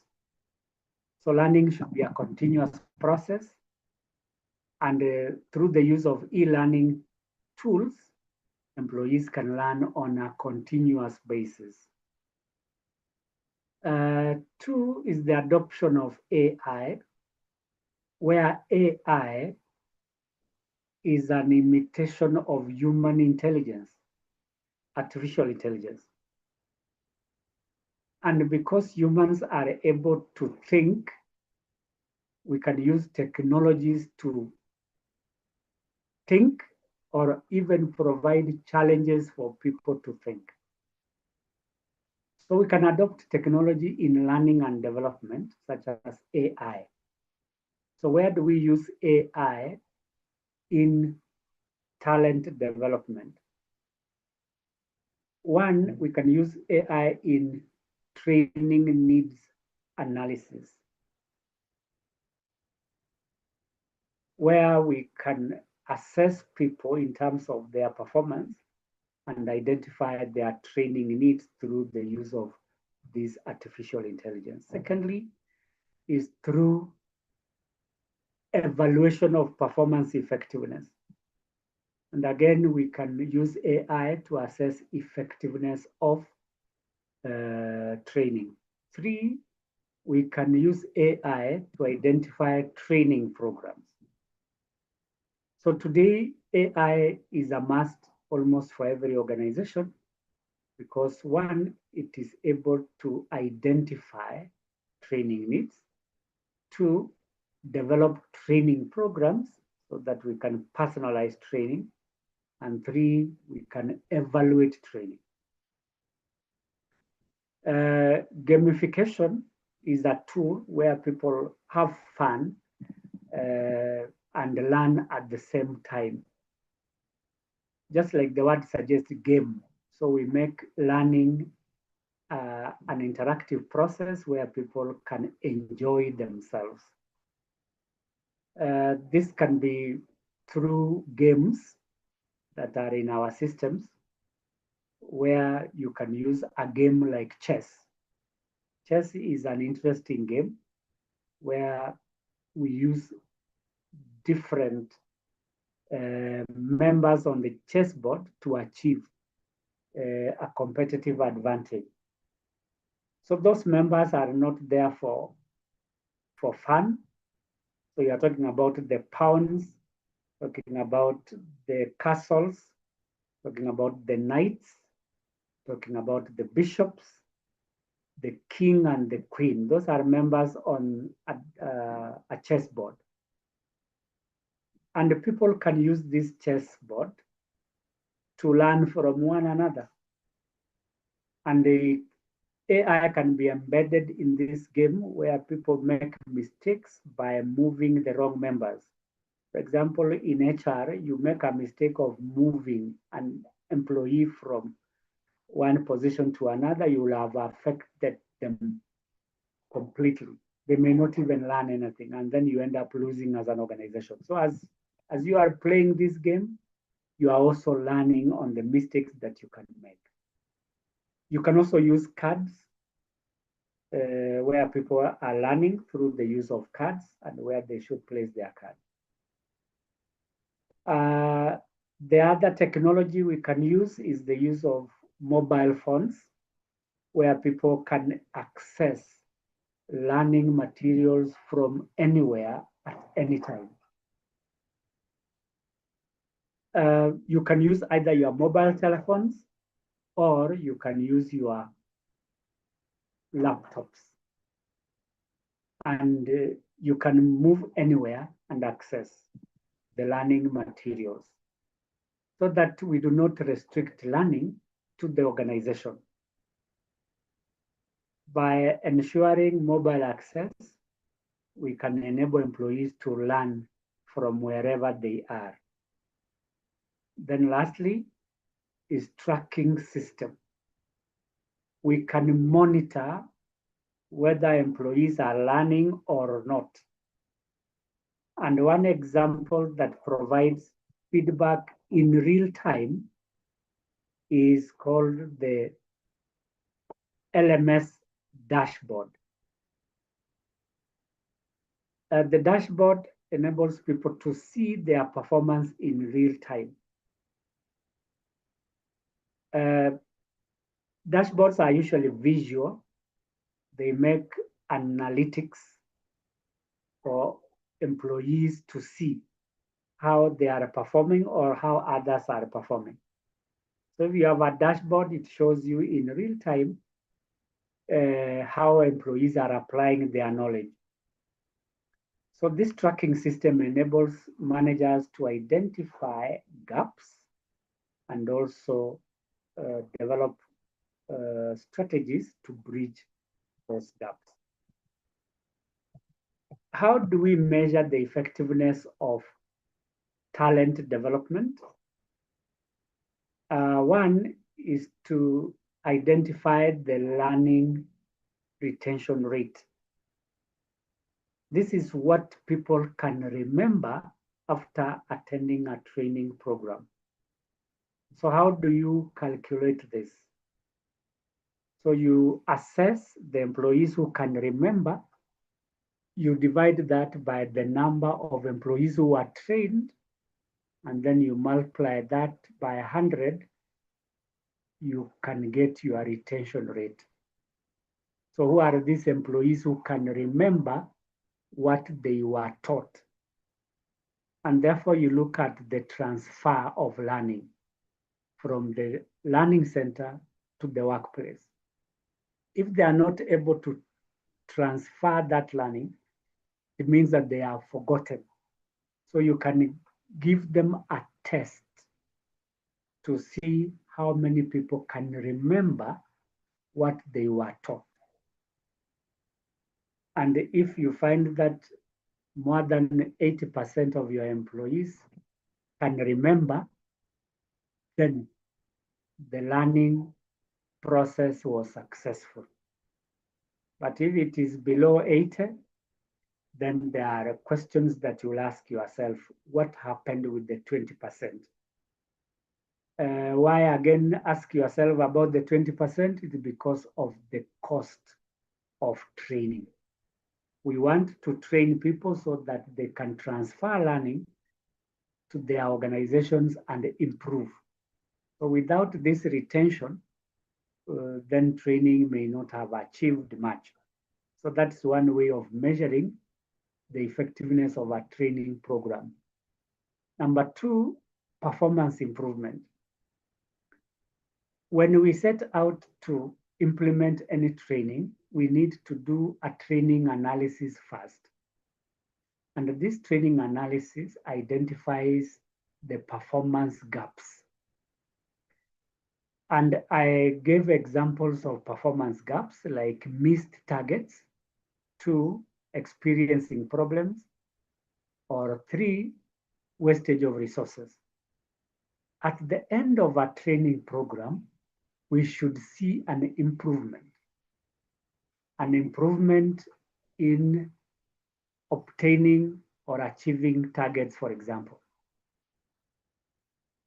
And that will tell us whether an employee is able to use the skills and knowledge learned to improve performance.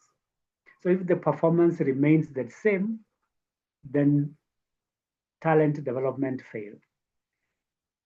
If it improved, then talent development was successful. So we must compare between pre and post-training performance so that we can get to know whether an employee has improved, stagnated, or declined. It is even worse when an employee has stagnated. That at the beginning, an employee was performing at 70%. Then after the training, the employee is performing at 60%. Why the decline? Many questions should be asked, whether this training was successful, or even if it was successful, how come then the employee is not able to utilize the skills and knowledge to improve their performance?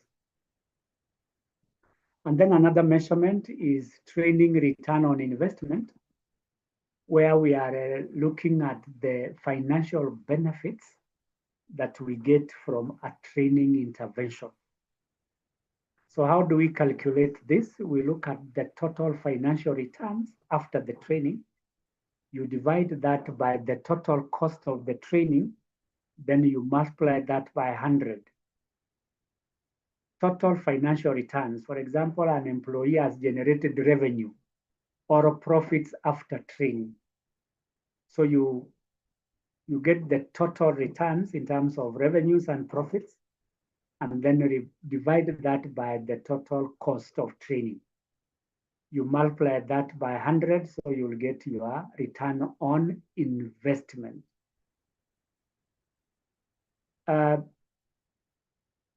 It is important to get a return because it will be a waste of time and resources to develop employees, and yet we do not see anything in return. And this return can also be associated with cost-benefit analysis. How much did it cost to train, and what are the benefits that we are getting as a result of the training? Another measurement is employee engagement scores. How happy are employees with our training and the development programs? And we can get the engagement rates by looking at the total scores of people who answered the questions. You divide that by the total number of employees who participated. You multiply that by 100, then you can get your total engagement score. Ideally, an engagement score of 85% is good enough because that is the industry standard. If it is below 80, then the training program did not achieve its objectives or partially achieved, and therefore some more work needs to be done, or there's need for improvement. We expect that employees should be more engaged after attending a training program. Then lastly is internal promotion rate. Here you look at the number of employees who have been promoted as a result of training. So again, how do you calculate this? Because this is a metric or a measurement.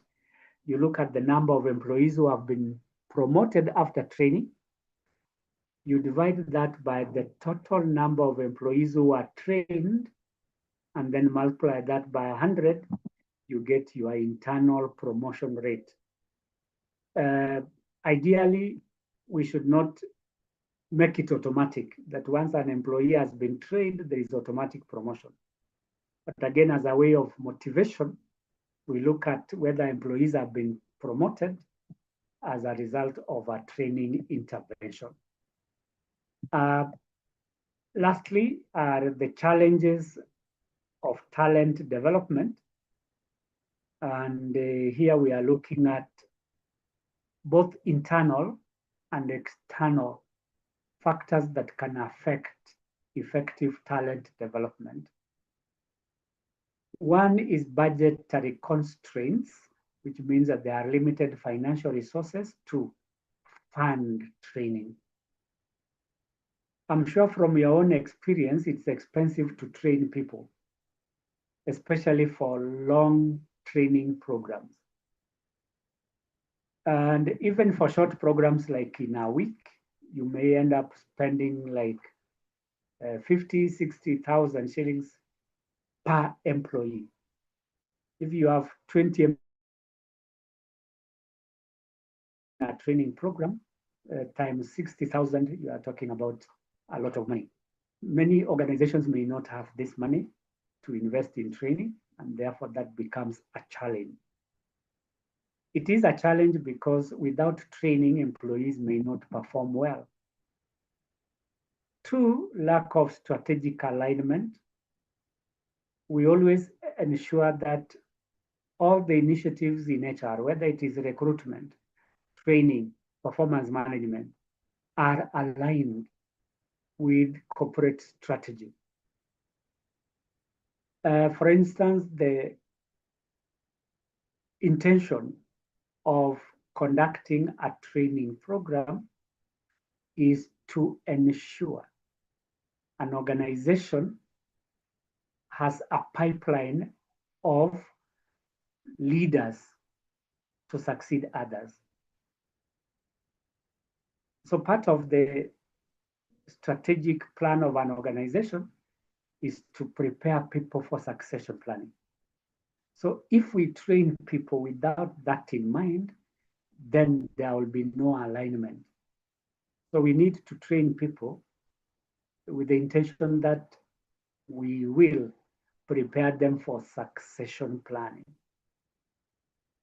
Thirdly is weak leadership support. I said earlier that for there to be a learning culture, we need the support of leaders. Support in three things. One, financial or resource allocation. Two, policy development. And three, their personal commitment in terms of time and also being role models. So if the leaders are not there to support this process, then it becomes a challenge. And therefore, we cannot develop talent in our organizations. Impact assessment, just like what we have just said, measuring talent development effectiveness. This is where impact comes in.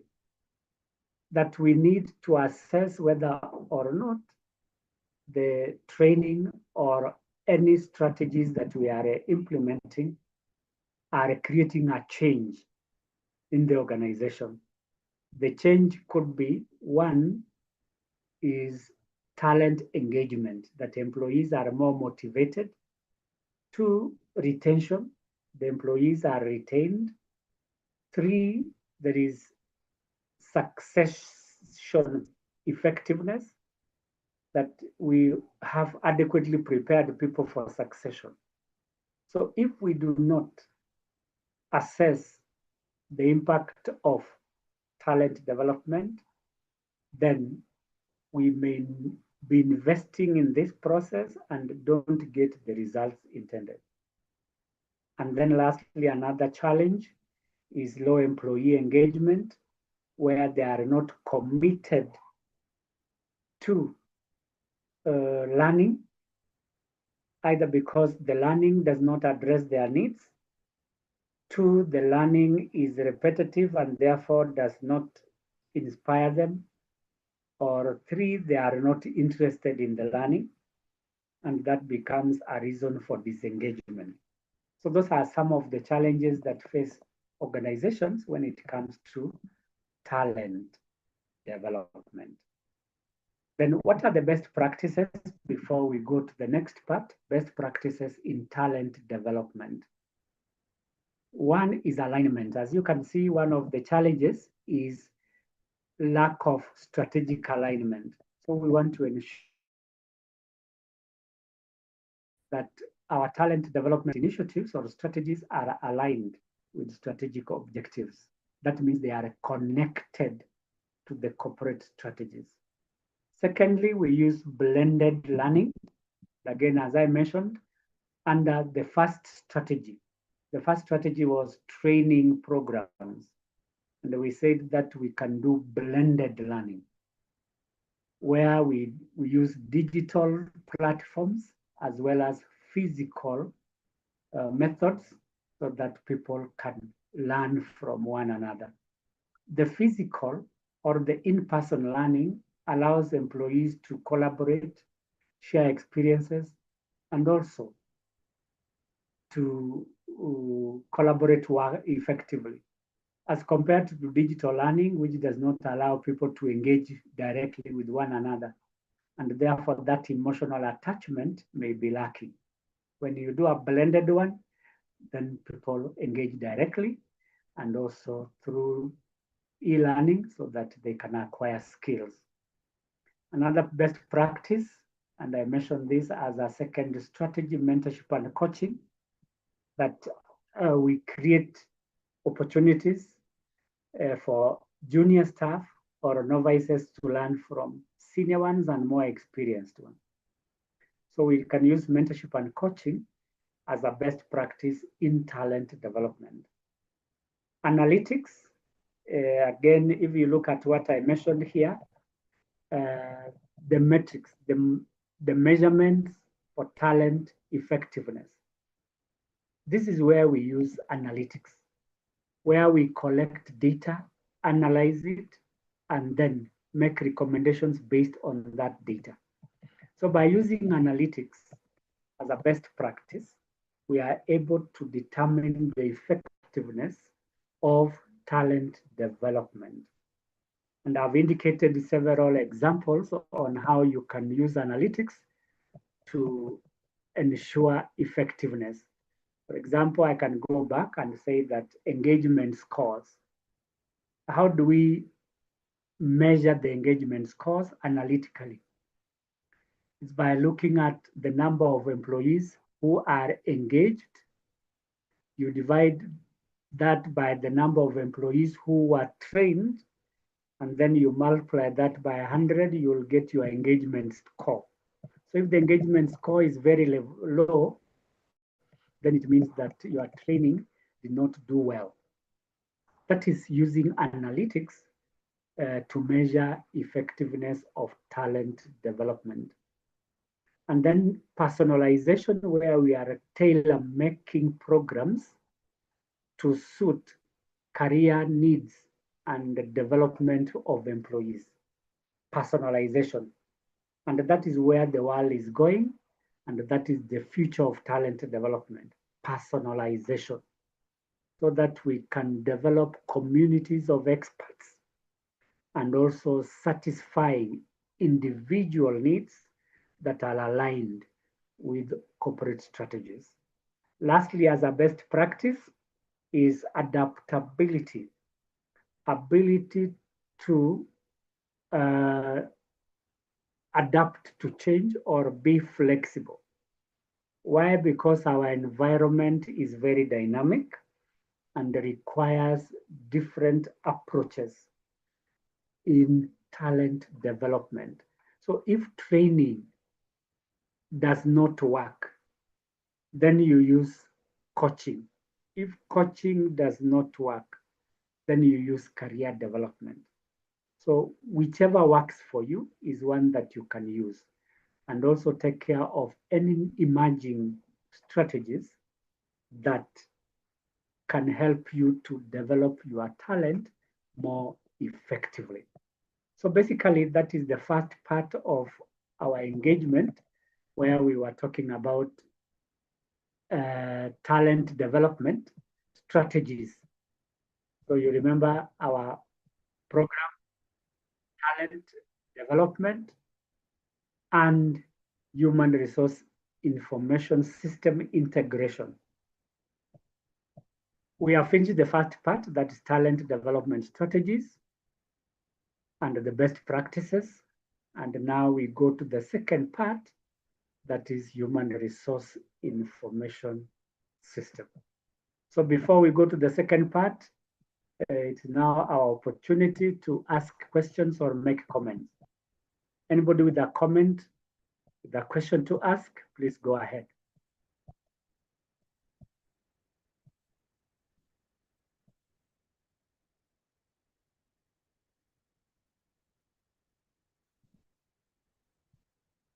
Anybody with a question or a comment, please go ahead.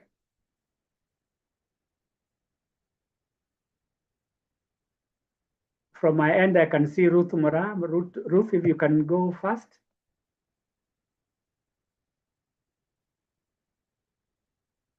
Jemima, if you are there, please.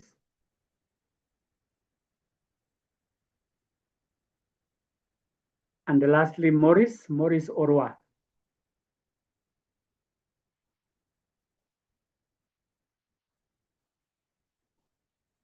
All right, if there are no comments or no questions, we can now move to the next part, the second part of this morning, and we look at human resource implementation.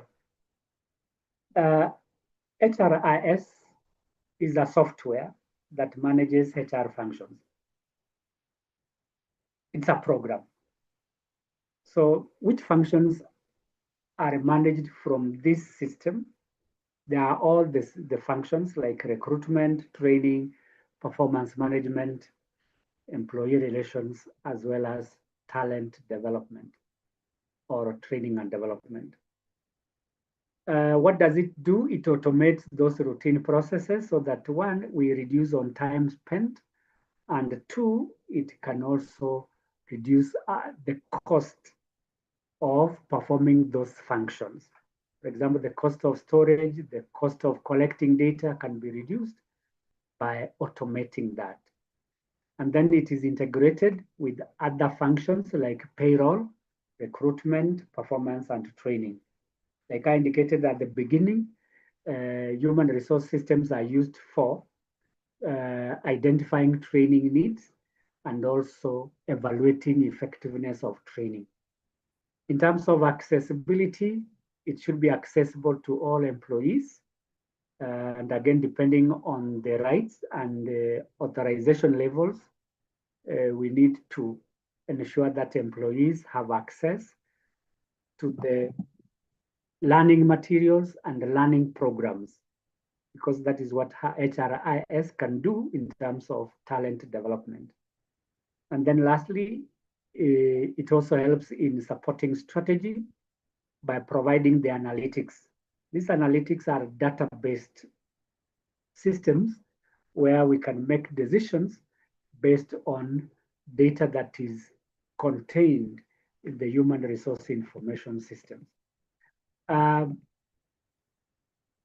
us to implement this system, the first thing that we do is to establish a need. Why do we need a human resource information system?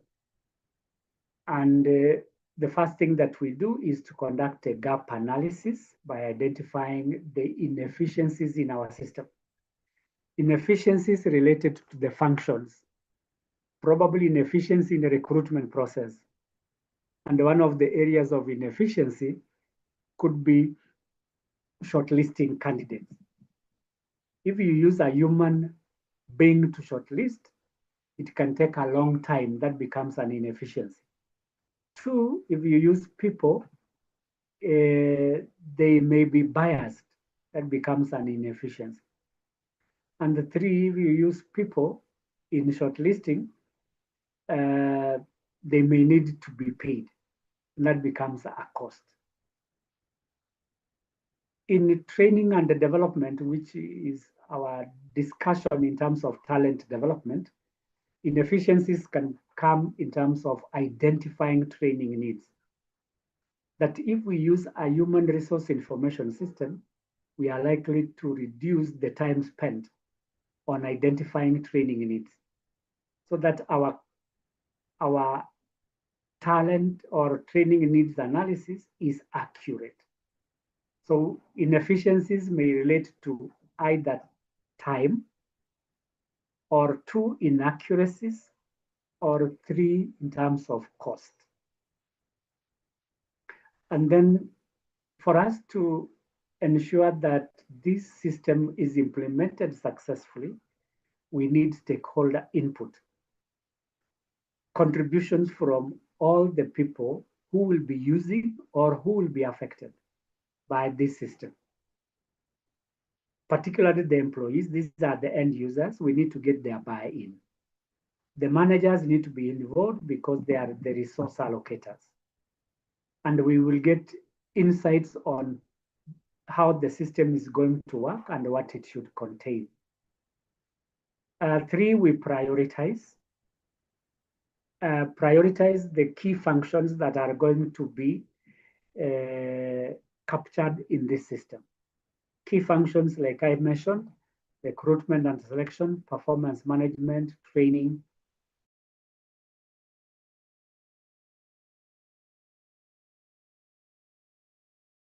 Each of these functions. But if there is a shared function, like employee relations, it may not necessarily be in this system. And then the other one is alignment, where we are aligning the human resource information system with organizational objectives. For example, the organizational objective could be reduction of cost reduction. So when we implement a human resource information system, we are likely to reduce cost. Then the other one is customization, that the system used in HRI, in human resource, is tailor-made to suit the human resource department. And where there are shared services, then other departments can also utilize this. For example, leave applications.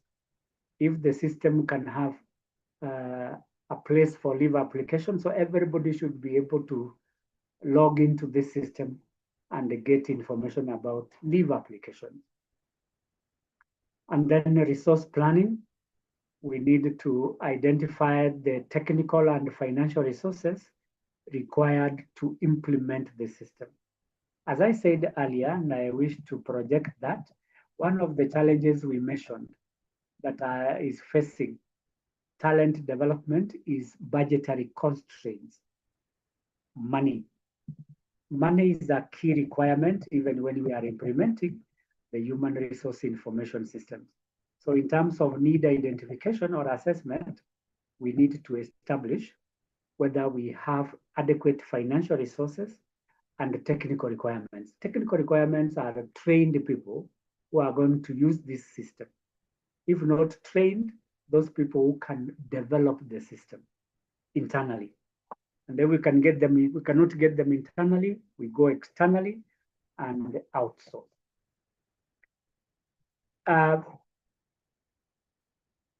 Human resource information system needs also to achieve strategic goals and objectives. And that is why we need to have strategic planning for human resource information system. The first thing that we do is to ensure that we set specific goals that are aligned with corporate objectives. So what is the objective of having a human resource information system? Secondly, what is the scope of this project? What areas is it going to cover? Scope usually covers the functions that are going to be performed, like recruitment, training, performance, so that we do not include functions that are not going to be used and therefore lead to unnecessary costs. The other aspect related to strategic planning is timeline, so that we develop and implement this system within time. If we are going to do a phased implementation, we must develop a schedule for each phase how long will it take for, like, recruitment and selection? If we start with that one, how long is it going to take to implement it within this system? Then budgetary planning, the financial resources required, either for licenses, these licenses relate to the software, training the employees on how to use this system, and also the support that is required, either by the vendors who will be selling to us this system, or if not the vendors, the support required by other managers. Resource allocation, here we are specifically talking about responsibilities. Who will be responsible for, one, developing the system, two,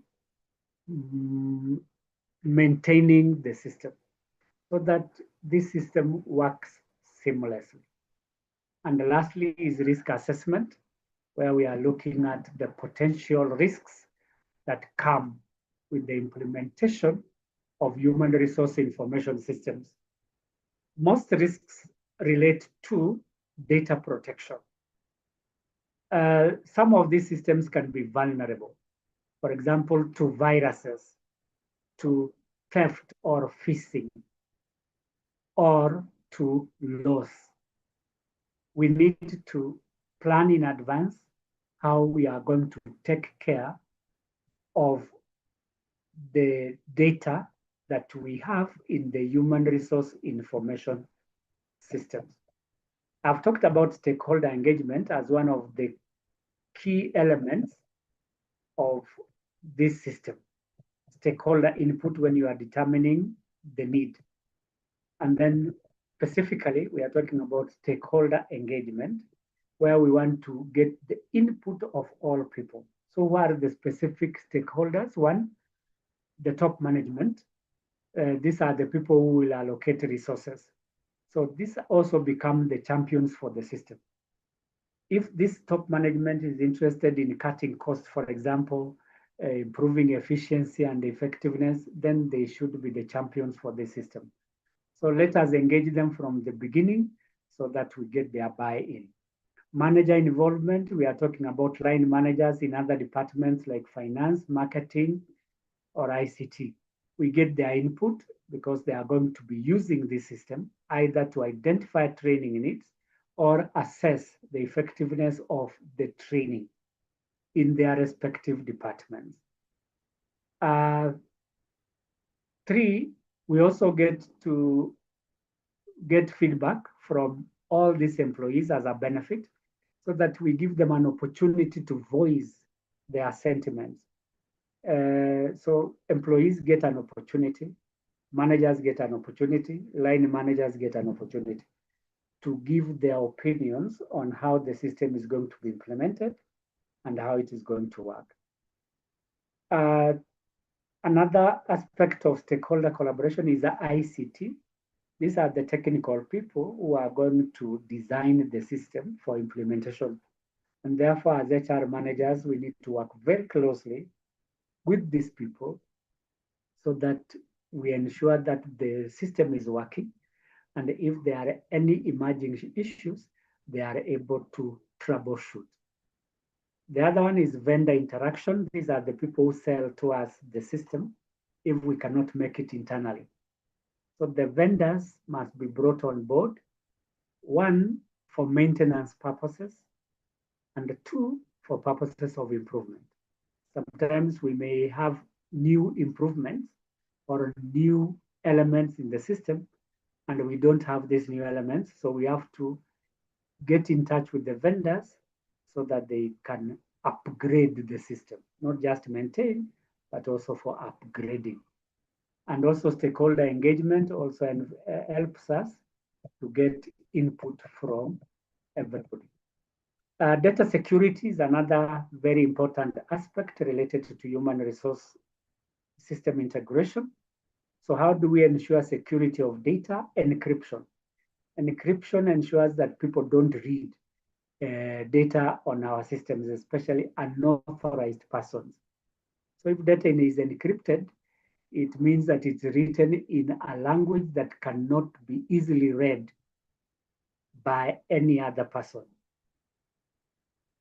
Some signs may be used which look like Arabic and yet not Arabic. So it could be several signs and letters. So even if somebody sees a letter, it could be an inverted Y or an inverted T, and that becomes difficult for somebody to read. Encryption makes sure that the data is secure so that people do not access it or read it. Secondly is access control, where we are limiting the number of people who can access our database. For access, we need to create levels so that junior levels can only access certain data, and the senior levels can access other detailed information. And this is in a way of protecting accessing data that is unauthorized.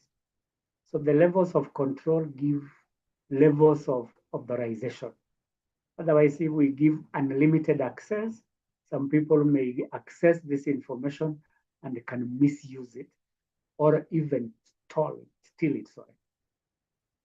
Secondly, rather thirdly, data privacy relates to regulatory compliance. I believe all of us are aware of the Data Protection Act.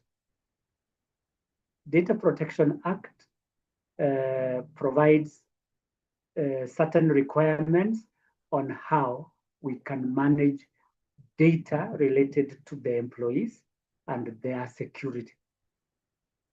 So we need to comply with the requirements of the Data Protection Act 2019 related to security, privacy, and confidentiality. Without compliance, we run the risk of legal suits, 2 fines, and 3 penalties. As we may all be aware, if you do not comply as a data controller is the person who has the data and can use it. And you are the organization as a data controller. The law requires that you protect your employee data. The moment you breach this, the Data Protection Act says that you are liable to a fine of 5 million shillings or 1% of the total revenue. That is a risk that we cannot afford to face. So in terms of compliance, we must comply with all the laws that are applicable in terms of privacy and confidentiality of employee data.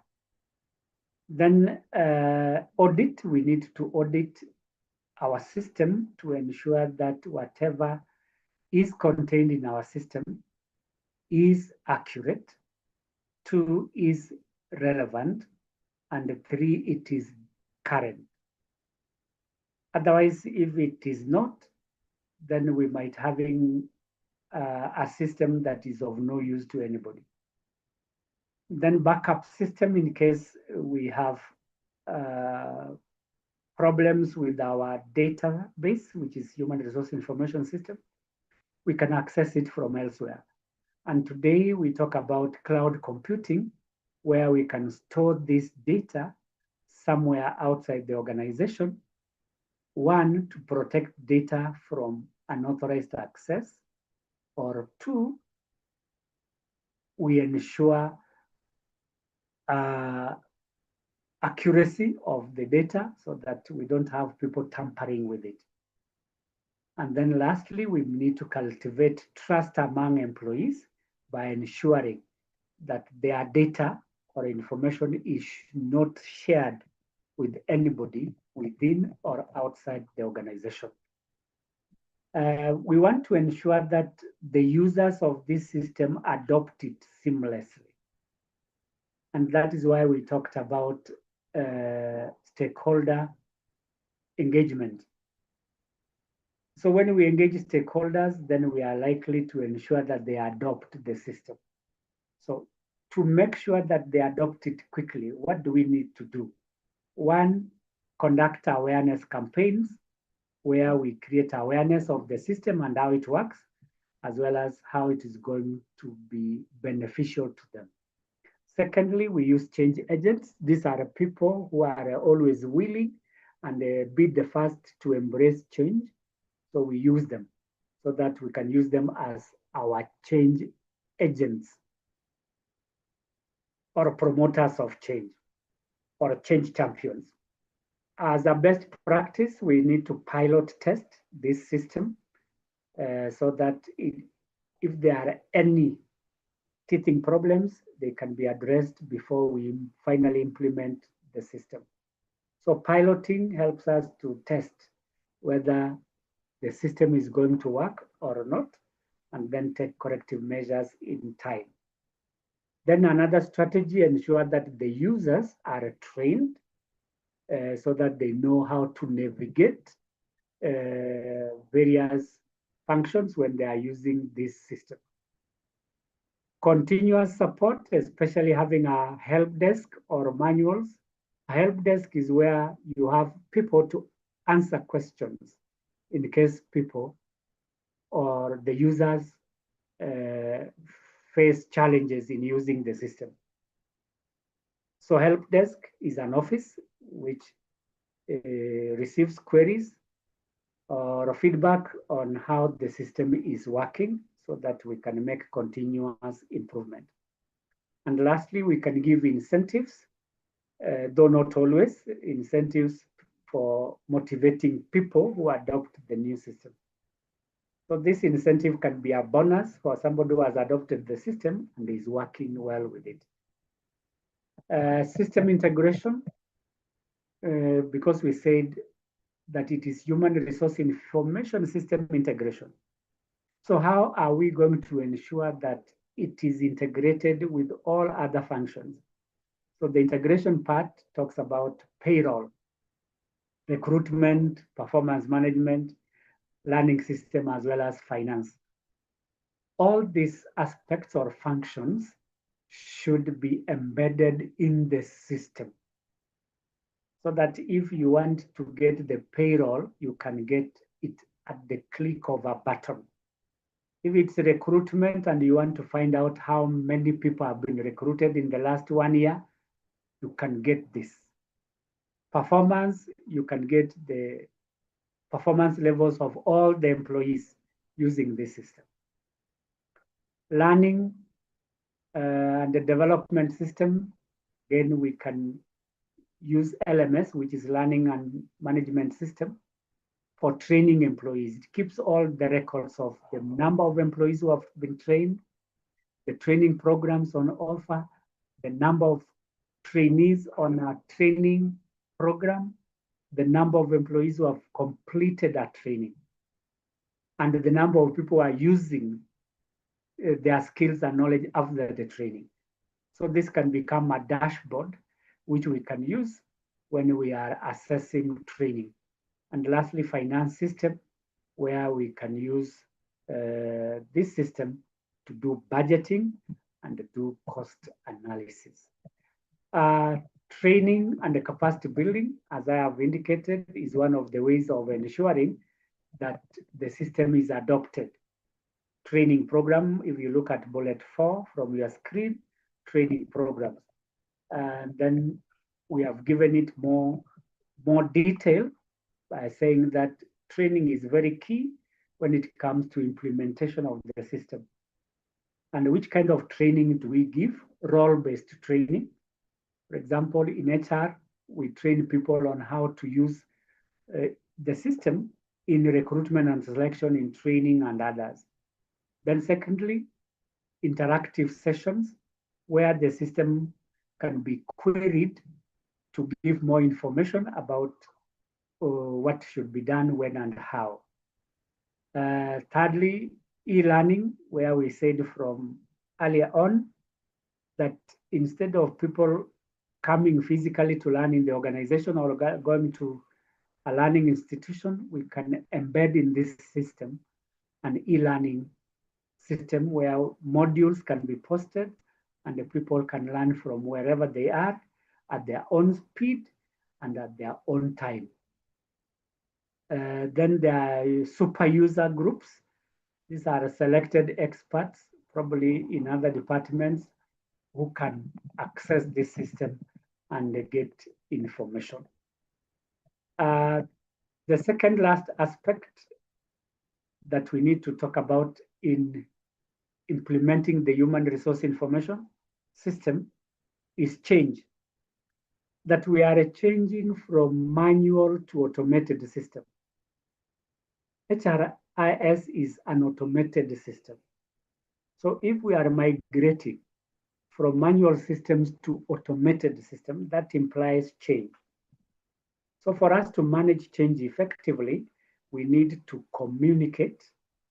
We need to gain the support of our leaders.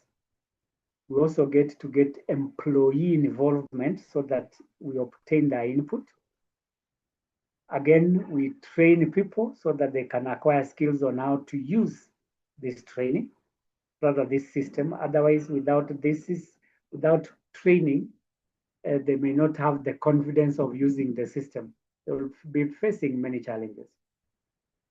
And then through effective change management, we are able to deal with any possibility of resistance and also address changes in culture. As I said, culture is a way of life. We are now changing from the manual way of life to automated way of life. And that requires a mind shift, which also requires our attention. So how do we evaluate the effectiveness of the human resource information system? One, we use a performance review by asking employees to tell us whether the system is working as expected. Two, we get feedback from the employees and other users. Three, we ensure upgrades so that the system continuously works.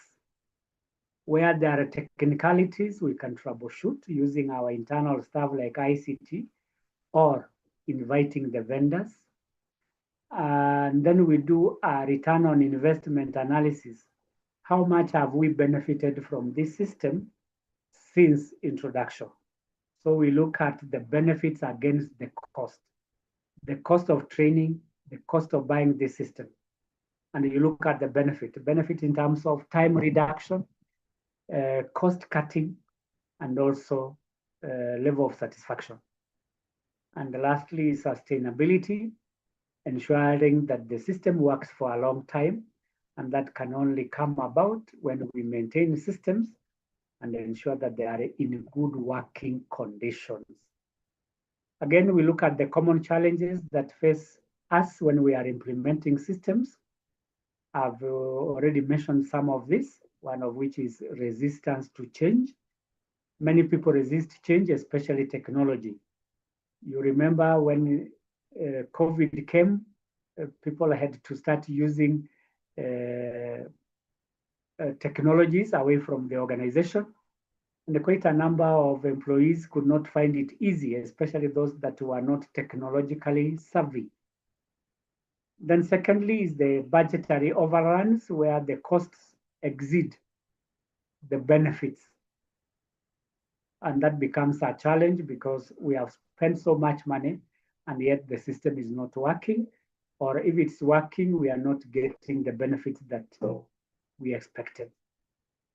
Data migration, sometimes when we are moving from manual to digital, we have errors. Errors means that we have inaccurate data, and that may make it difficult for us to make good decisions. Technical limitations, this is lack of skills and knowledge within, or lack of adequate infrastructure through which we can share this data contained in the system. And lastly, vendor dependence, where there is no internal qualified candidate to maintain the system. Suppose the vendor does not come in on time, then the downtime of the system is higher. So if we over depend on vendors, it becomes a challenge. And the training gap where people are not sufficiently trained to manage this system. So how do we ensure that the system is sustained on a long-term basis? These are the best practices. One, system maintenance, ensure that the system is working and the software is upgraded. Two, we make the system scalable so that it can adapt to changes in the organization. Three, continuous training so that employees who come in fresh from the market can know how to use this system. Or if there are emerging issues in the system, you train them. Then strategic alignment, ensure that the system helps to achieve the strategic objectives of the organization. Lastly is return on investment. Like I said, just like in talent development, we need to get the system working for us. So we track the benefits against the cost so that we ensure that we get returns from the system. So to that end, ladies and gentlemen, we now want to invite questions, if any, or any comments so that we can close. Any question or comment that you may have, please go ahead.